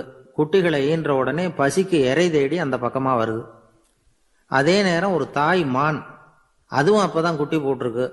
அதுவும் இதே மாதிரி குட்டிகளை ஈன்ற உடனே பசிக்கு இறை தேடி அந்த பக்கமா வருது. இப்ப அந்த புலி அந்த மானை அடிச்சு போட்டுடுது. அதுவும் சாப்பிடுது, குட்டிகளுக்கும் கொடுக்குது. இப்போ அந்த புலிக்குட்டிகள் முகத்துல மகிழ்ச்சி, தாயை இழந்த அந்த மான் குட்டிகள் முகத்துல துக்கம். இப்போ அந்த முனிவர் 4 பேர்கிட்டையும் கேட்கிறார், நீங்க இங்க பாத்தீங்களே, இதுல எது நியாயம் எது அநியாயம்? ஒவ்வொருத்தரா சொல்லுங்க. உங்க பதில் சரியில்லைன்னா இந்த விமானம் உங்களை கீழே தள்ளி விட்டுரும். சொல்லுங்க பார்க்கலாம்னார். முதல்ல ஒருத்தன் சொன்னான், அந்த புலி செஞ்சது சரிதாங்க. அது பசிக்கு அதுதான் ஆகாரம். தன்னுடைய பசிக்கு தானே இறை தேடிக்கிட்டுது. அதில் என்ன தப்பு? அவ்வளவுதான். அதனால புலி செஞ்சது நியாயம்தான் அப்படின்னா. அவ்வளவுதான், அந்த விமானம் அவனை அப்படியே கீழே தள்ளி விட்டுட்டுது. அதனால அவன் கொடுத்த பதில் சரியில்லை அப்படிங்கிறது புரிஞ்சு போச்சு. இப்போ 2வது ஆள் சொன்னான், புலி செஞ்சது பாவம், அந்த தாய்மான் என்ன தப்பு பண்ணிச்சு, இப்போ அந்த குட்டிகளுக்கு யாரு ஆதரவு, அதனால புலி செஞ்சது அநியாயம் அப்படின்னா. அவ்வளவுதான், அவனையும் கீழே தள்ளி விட்டுடுது அந்த விமானம். இந்த பதிலும் சரியில்லை அப்படின்னு ஆயிட்டுது. இப்போ 3வது ஆள் வந்தான். முதல்ல 2 பேர் கீழே விழுந்ததை பார்த்துக்கிட்டு இருந்தான். அதனால அவன் சொன்னான், ரெண்டுமே நியாயம்தாங்க. புலி இறை தேடினதும் இயற்கை, அதுக்கு மான் இறையானதும் இயற்கை. அதனால இதுல ஒன்றும் தப்பு இல்லைன்னா. அவ்வளவுதான், அவனையும் அந்த விமானம் கீழே பிடிச்சி தள்ளி விட்டுது. இப்ப 4வது ஆள் வந்தான். முனிவர் கேட்டார், நீயாவது சொல்லுப்பா, இந்த செயல்ல எது நியாயம்னார். அவன் தெளிவா பதில் சொன்னான். அதாவது என்ன சொன்னான்னா, எனக்கு தெரியல அப்படின்னா. அவனை விமானம் கீழே தள்ளல, சௌரியமா அழைச்சிட்டு போட்டுது. இவனும் பிரயாணம் சௌக்கியமா பண்ணானான். ஆக இதுதான் சரியான பதில்ங்கிறத முனிவர் உணர்த்தினார். இந்த கதையிலிருந்து நாம புரிஞ்சுக்க வேண்டியது என்னன்னா, இந்த உலகத்துல எவ்வளவோ காரியங்கள் நடக்குது. அதெல்லாம் ஏன் அப்படி நடக்குதுங்கிறதுக்கு எப்பேற்பட்ட பண்டிதராலும் பதில் சொல்ல முடியாது. தெரியாததை தெரியாதுன்னு ஒத்துக்கிட்டா வாழ்க்கை பிரயாணம் சுகமா இருக்கும். அதனால தேவையில்லாத விஷயங்களை புரிஞ்சுக்கிறதுக்கு நேரத்தை செலவு பண்ணிட்டு இருக்கக்கூடாது. வாழ்க்கையை குழப்பிக்க கூடாது. வாழ்க்கைக்கு தேவையானது என்னவோ அதை மட்டும் புரிஞ்சுக்கிட்டா போதும்.